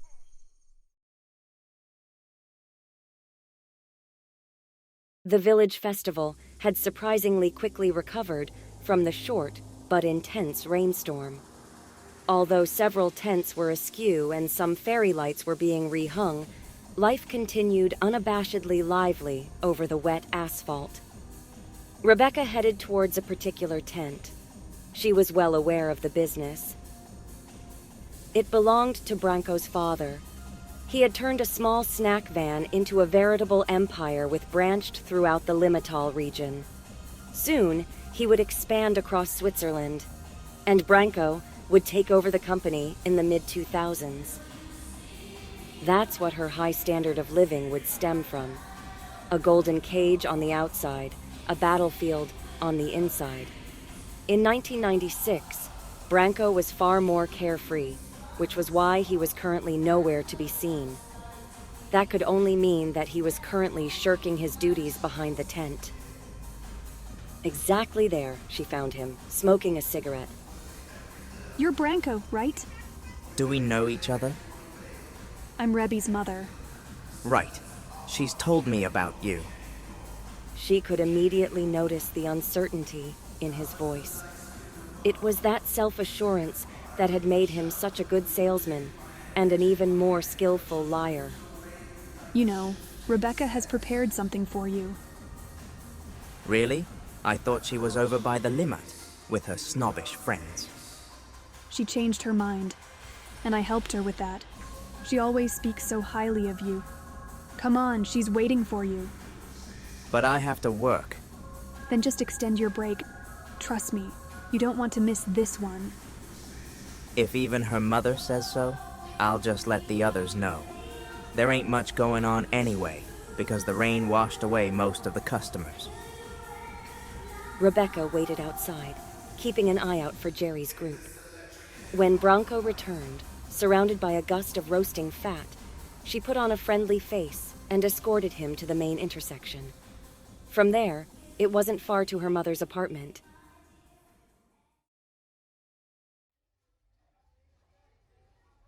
The entire city center had been closed to private traffic, and that suited Jerry well. After all, the ban applied to civilian vehicles and the hordes of visitors who had arrived therein. Who could have said that they weren't staffers? That's why he had maneuvered the Toyota through the visitors at a snail's pace. It gave him bizarre pleasure to finally attend the event, since he had missed the festival back then, because they spent the evening in the nature reserve, and later at the station. Because the police were looking for their adult versions, he asked his peers to wait behind the car and went with the teenagers to the sales booths. They met Rebby in front of the kebab stand. Jerry would stay in the background and leave the talking to his younger self. Hello, Mr. Illich. Is Branko here? No, he took a break. Who might you be? Friends from school. He said you got the best food at the whole festival. I would never have put it that bluntly. When will he be back? Shouldn't take long. He just wanted to help out a lady. She looked a bit like you. Rebby's eyes almost popped out of her head. Did I say something wrong? Don't worry. We'll come back later then. And? Your Rebecca seems to have picked him up. Rebby, what did she say to you again? She insisted that I break up with Branko, but I can't. Not even if I wanted to. Why would she want that? Because I'm in love with him. Don't you understand? And he's in love with me. I told you there was nothing going on, Jerry. Jerry remembered where he knew the name Branko from. Oh dear God, please don't let it be true. What? Do you remember the scratch Rebecca had when she arrived? Domestic violence, right? She never really talked about it, but I realized early that he was abusing her. Now it all makes sense. Rebby will marry Branko, and this is exactly what our Rebecca wants to prevent. And because she couldn't dissuade Rebby from him, she's going after her future husband. Where do you think Rebecca took this Branko person? Well, to where she can talk to him undisturbed. To her place. So her former, or rather current. Oh, you know what I mean. Rebby, you're now living in the RWH building, don't you? Yes, that's right. But how will she access that building? Our Rebecca has this quirk. She kept all her old keys. Now we know why. I have a terrible suspicion.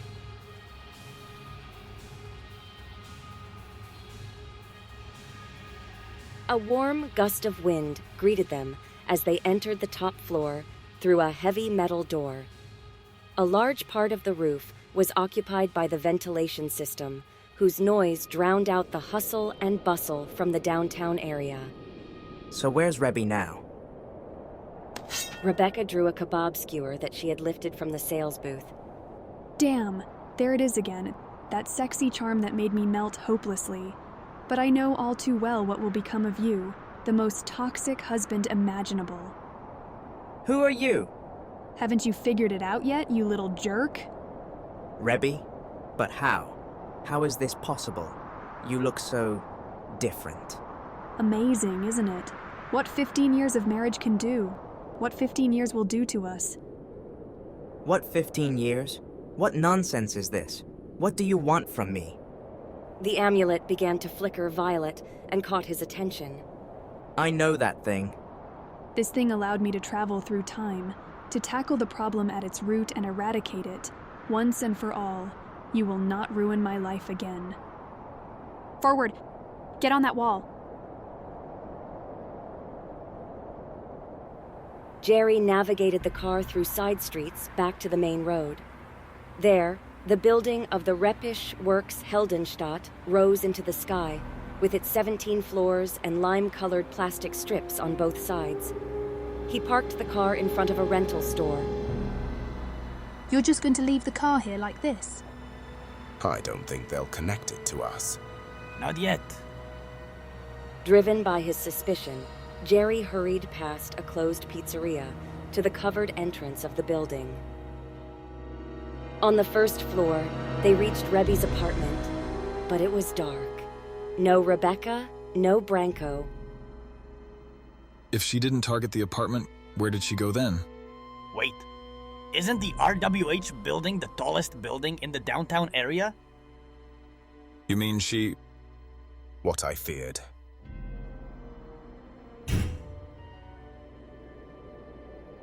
Rebecca. Let the boy go. You should know by now why I can't do that. Could someone please explain what's happening here? I think the pieces are coming together. You killed Jenny back then, didn't you? It was an accident, damn it! I was blinded by jealousy. I didn't realize that Jenny didn't want anything to do with Branko. That's why I was so desperate. Like now? No, this is well thought out, and the only way. What really happened back then? When we were hiding in the little forest during the storm, Jenny and I got into an argument. I was convinced that she would snatch Branko away from me because of the amulet he had given her. She denied everything, but I didn't believe her. I pushed her away from me. She slipped on the wet ground and hit her temple against a rock. And then you just sank her into the bog? Like a trash bag? I panicked!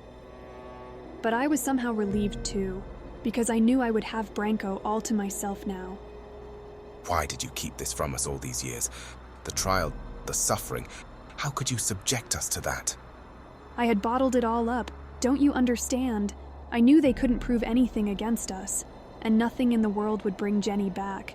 at least not from that perspective. Besides, I paid hell for my deed. That marriage has been punishment enough. But when we traveled back, you still didn't say anything. Why should I? I still believed that Jenny was competing with me for Branko. The logic was simple.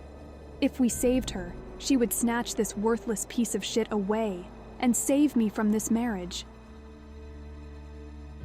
But then, as we entered the nature reserve, I saw your younger self and Jenny sitting on the bench. I saw with my own eyes how they exchanged loving looks.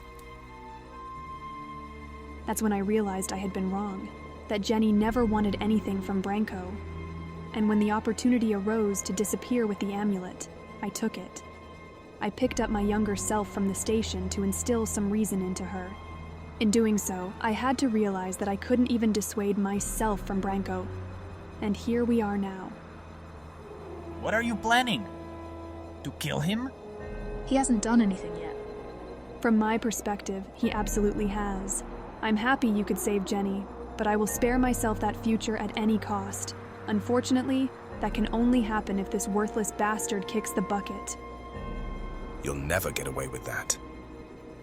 Are you sure about that? Think about it.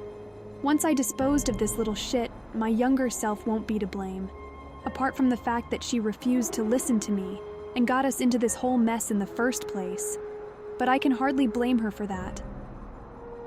And I'm also golden.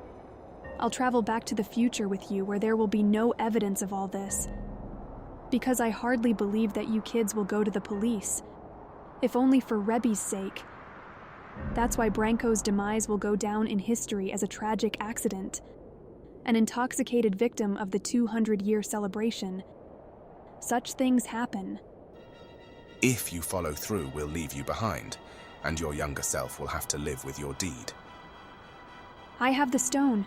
I alone decide when we travel. And if you give me a hard time, then I'll just leave you behind. I've been left behind often enough myself. You're not thinking straight anymore, Rebecca. You have no idea how to use the amulet. You'd get lost in time, and we'd be stranded for eternity.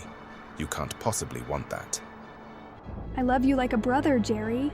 That's why you'll tell me the trick. All of this was your idea. You should have foreseen that things would get out of hand eventually. No. Fine. Then I'll stay here and endure these 17 years. If your theory holds up, then my younger self will have had a better life, and I will turn into her. How old will I be by then? Shit. 51. No matter. Still better than spending another 17 years with this monster. Make your call, Jerry. Branko took the opportunity to punch Rebecca. She let go of the skewer, staggered backwards, and fell over. You were right. I never really wanted this. I just wanted to be free. Save me. Then, she lost the struggle against gravity.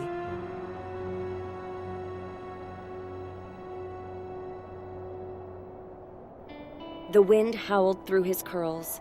The noise of the air conditioning and the night merged into an unbearable soundscape.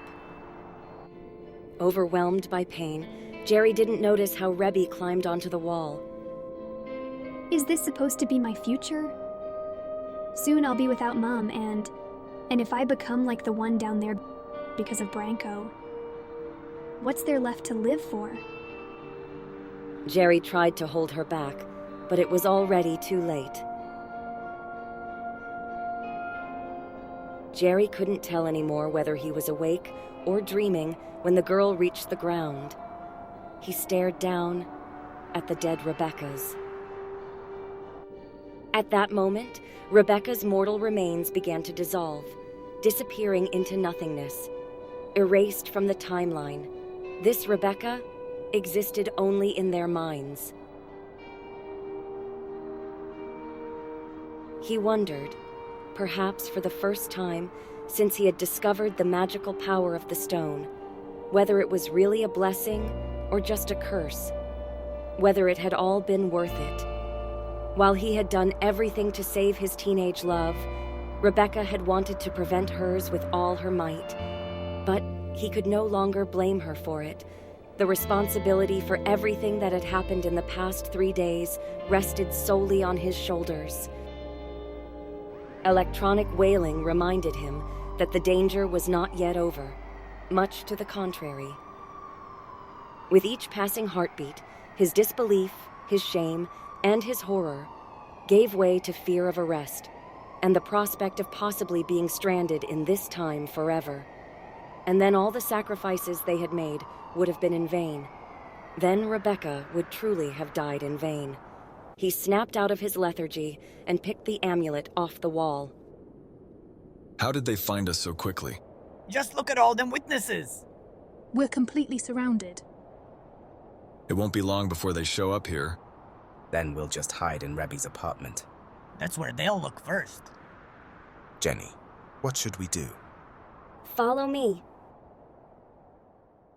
A faint comfort that Rebby hadn't locked the apartment before. Next to the entrance door, Jenny rummaged in a wooden box and picked out a key. With it, she pointed to the opposite apartment door. Rebby got the key from the neighbor to water the plants in her absence. And she's definitely out of town. Yes, she should be in Tenerife. Agitated voices echoed through the stairwell. The police were storming the building. Jerry took the key from her and opened the neighboring apartment so everyone could quickly take refuge in the darkness. Just as the officers appeared on their floor, he silently closed the door. He timidly moved away from the door and followed the others into a living room. Bell after bell rang in the stairwell. The teenagers huddled close together on a sofa set, enveloped in a veil of mourning. Surely they were processing the loss of their friend. Then again, they, the adults, had just suffered the same loss. We better jump back. Right now. Not in front of the kids. They've already seen enough crazy stuff. And if we jump from the overhang? Oh, first we have to do away with the car. Our fingerprints are on it. They're all over the police station, too. Well, yes, but they're unlikely to search there. They'll definitely dismantle the car, and if our younger selves' fingerprints are taken and compared, we'd be putting ourselves in danger. Why don't we just take Jenny's amulet? That'll hardly work. It activated after many years, and only after I started missing her. Would Rebby actually have? Jerry nodded silently. We should have taken better care of her. If we had known what she was going through, our argument would never have happened. Jerry dug the stone out of his pocket. Intermingled with the high-frequency hum were increasingly frequent glitches. That doesn't look good. What if we get lost in a black hole on the way back? Jerry thought about how Rebecca's body had dissolved into nothingness. Maybe they simply didn't deserve any better. It had been his idea after all, but they had all gone along with it. Then that's it for us. But our younger selves won't be affected by it. Their future has priority. And for that, we need to finally disappear from their lives before we mess up even more. But what should we do once you're gone? You barricade yourselves in this apartment until the police have left. Then they can't connect you to Rebby's fate. We know we're asking a lot of you. When the police question you, and they will, just say that Rebecca never showed up for your meeting. Last call. And where are you going? Back to where we came from. Will we ever see you again? Hopefully every day. The teenagers rose and surrounded them timidly, as if they were expecting final instructions. Jerry understood. It was never about changing their past, but about enabling the teenagers to have a future in the first place, bestowing them with a choice. Now it's your turn. Stay the course and make the best of your lives. Stay away from Funny Herbs. You hear me? Me, I would never. And make sure you look after her. You have my word. Take care of Branko, okay? And Rebby's mother. He cast one last glance at Jenny and resisted the strong urge to hug her. See you on the 2nd of September, 2013. Until the next millennium. While the teenagers stood close together and Bronco joined their side, the adults climbed onto the roof, one by one. Their shoes cautiously felt their way over the gravel, careful not to be seen from the street. At the other end, they climbed onto a dumpster, hopped from there into the grass, where they found cover behind bushes. Jerry risked a glance around the corner towards the Toyota in front of the video store. Swiftly, he slipped out of the shadows and took cover on the opposite side of their getaway vehicle. Jerry ignored the shouts of the police, reversed, and hoped the boys would hold on to the frame. Before the officers reached them, he swung the wheel around and turned onto a side street. Where exactly are we headed? For the moment, wherever there's no police. I'm thinking about the forest right now. If we're fast enough, we can jump there. But just as they reached an intersection, a police car raced towards them.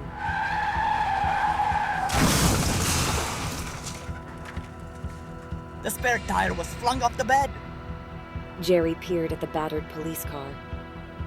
Are they still alive? We need to take a look. Just then, a battered Fleischer crawled out of the cabin. Does that answer your question? Completely. Let's get out of here. You're not going anywhere. Hold on. Where's Damaso?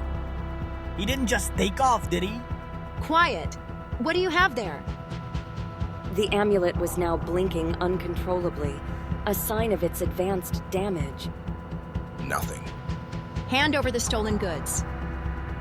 The officer's interest was inevitable.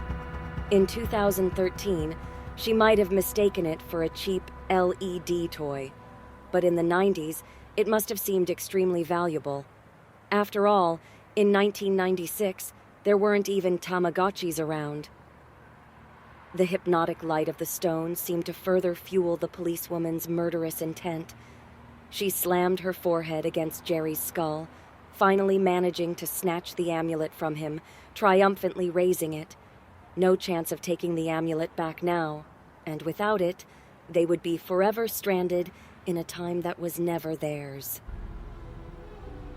Then, a shadow spread from the beyond, swiftly casting over the policewoman's face. She was hit by something large and knocked out of sight, causing the amulet to slip from her grasp.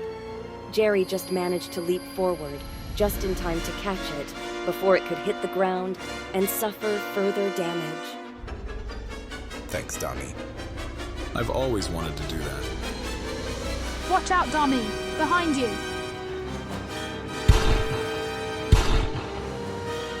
Damaso fell to his knees, struck, and crouched for a moment.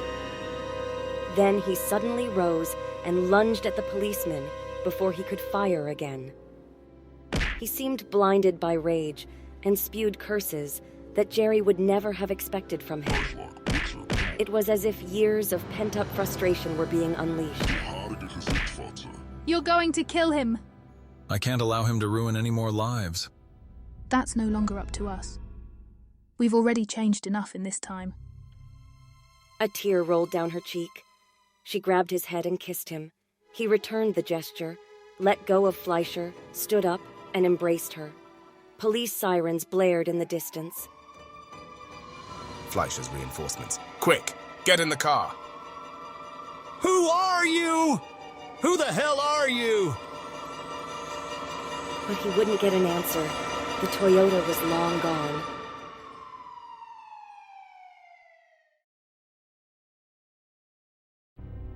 The police were close behind them, so Jerry veered off into a recreational park.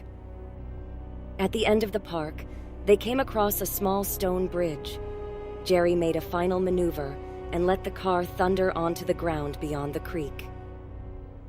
Sandra supported the injured Damaso. What are you doing?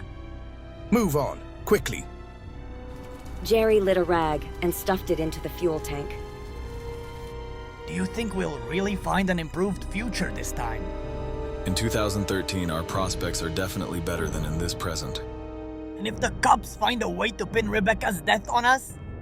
We can no longer influence that either. The Toyota was now ablaze.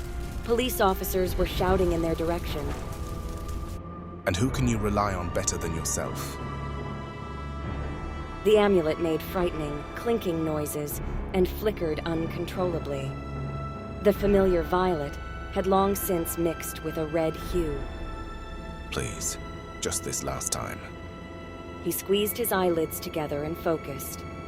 The elements began their mysterious dance, and then the light engulfed them with all its might into the final and ultimate version.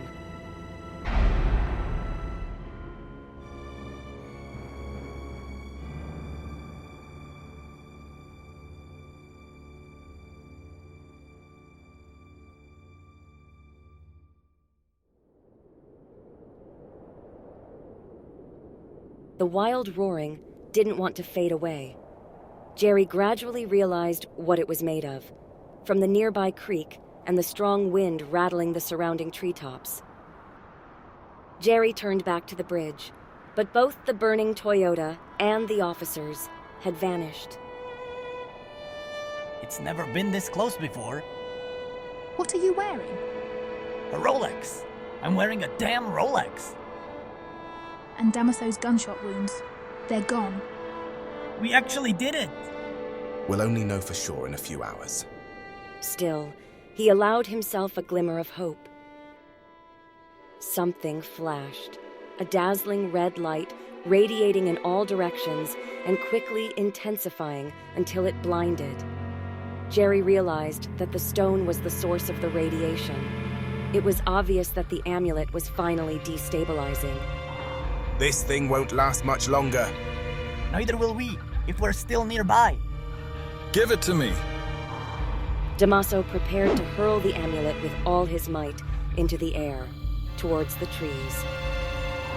But midway through its flight, it halted, hovering like a false star above the treetops. The clinking intensified, and the stone changed to a pulsating red, emitting circles of light at rapid, irregular intervals. What's happening there? I'd rather not find out. Run! They had barely covered 20 meters when something exploded behind them. Blood-red light flooded the clearing, followed by a shockwave that slammed them to the ground like a punch from God.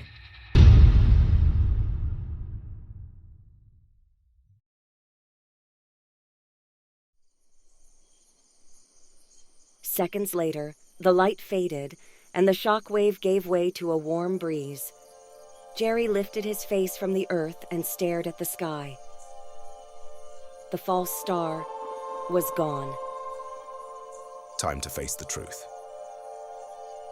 According to Rico's Rolex, it was exactly 1 in the morning.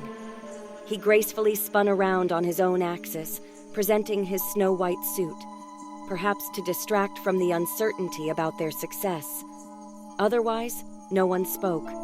The stylish attire at least gave hope that their lives had indeed turned for the better. But did that also mean Jenny was still alive? In the past 17 years, anything could have happened. They returned to where Jerry still presumed his home to be, in a taxi. And indeed, he found his mansion just as he remembered it. The barrack is still there. How is that even possible? The design of the house was based on a sketch Jenny once made. Jerry checked the nameplate next to the entrance. It was only labeled Montagnon. No first names, especially not Jenny's. Suddenly the villa no longer felt like a home, but merely like a cold, lifeless concrete block. What are you waiting for? For a miracle, and for a very, very long time. Honestly, too long. While his house key fit, there was nothing, absolutely nothing, at first glance that would have pointed to Jenny. I don't understand. Where could she have gone? We clearly saved her. Who knows? Maybe we've split up in the meantime. It's been a while. He realized there was something far worse than losing friends. friends who became strangers. And it seemed they had indeed become just that. Why else did nothing here remind him of his great teenage love? He hated himself for not hugging her one last time before she left. It was all in vain. I believe the final word has not been spoken yet. The window front had been opened. In the entrance to the terrace stood the mysterious visitor, his face still hidden. He cautiously touched the hood and pulled it off his head. The face that emerged from underneath was strangely familiar to Jerry. He had seen it for the last time, just a few hours ago. Branko? But how did you know we would return now? You gave us the date yourself, back then before you climbed out the apartment. So you were behind all this? None of this would have happened if you hadn't abused her. Unfortunately, that's only half the truth. Rebecca and I got married 2 years after Jenny disappeared.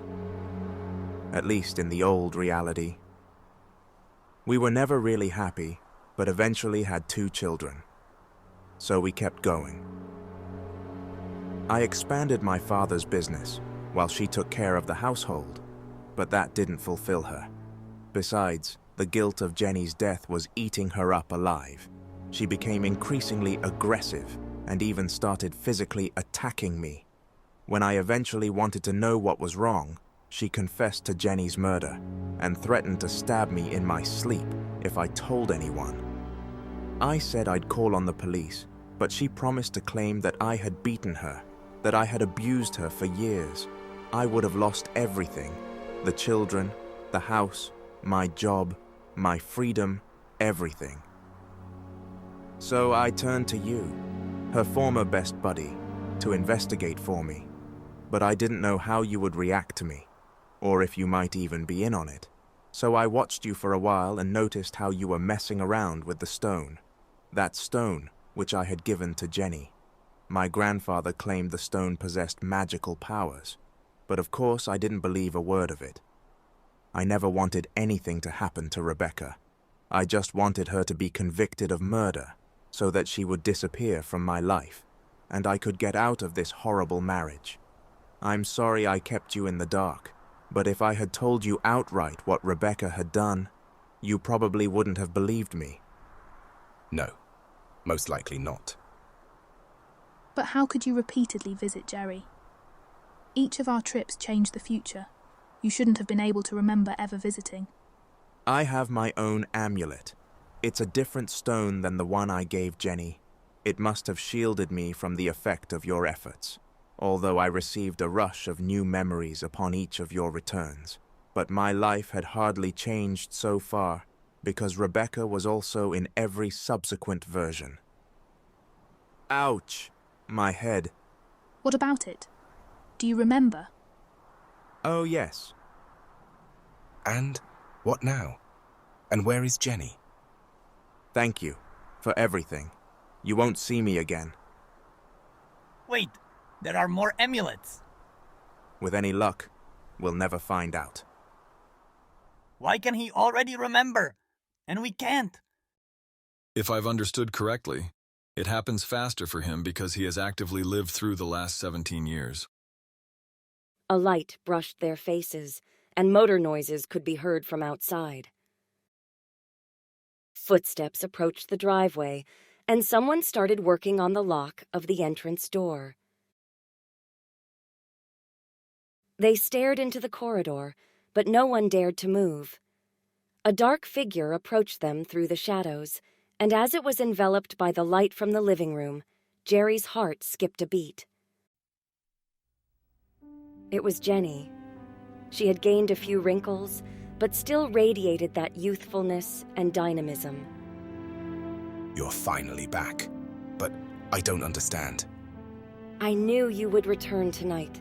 You told me yourself, and you wanted me to come later.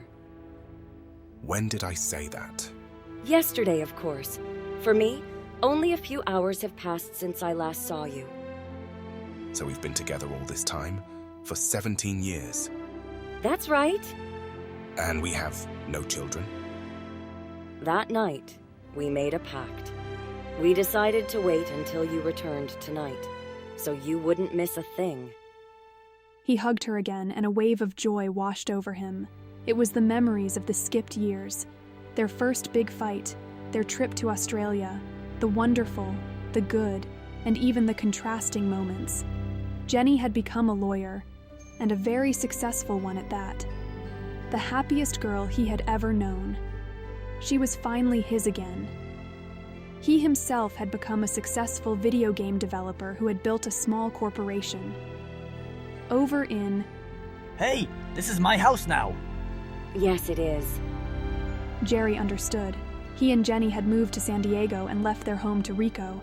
In turn, he had refused to put his own name on it, because without constant marijuana use, he had written much more successful books and could hardly escape his fans. And he had a prominent neighbor, Damaso. He had become a music producer in his own right. Sandra had also fared well.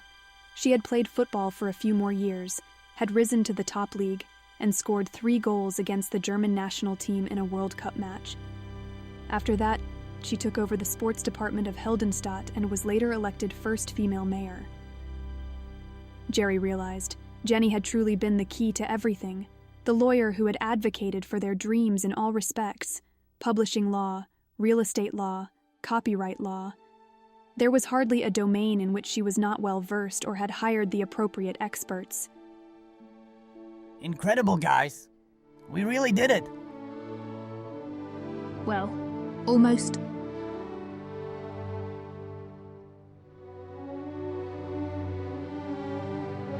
Their reflections in the glass reflected the framed photo that Jerry had been looking at before their arrival. In Jenny's eyes, jewels glittered. She must have noticed that the reflection of her once best friend would forever be missing. Farewell, dear friend. Then her own reflection suddenly lit up blue. Jenny realized that the light source was hidden under her own blouse. She pulled out the amulet she had worn for years and looked at the faint glow. Save me.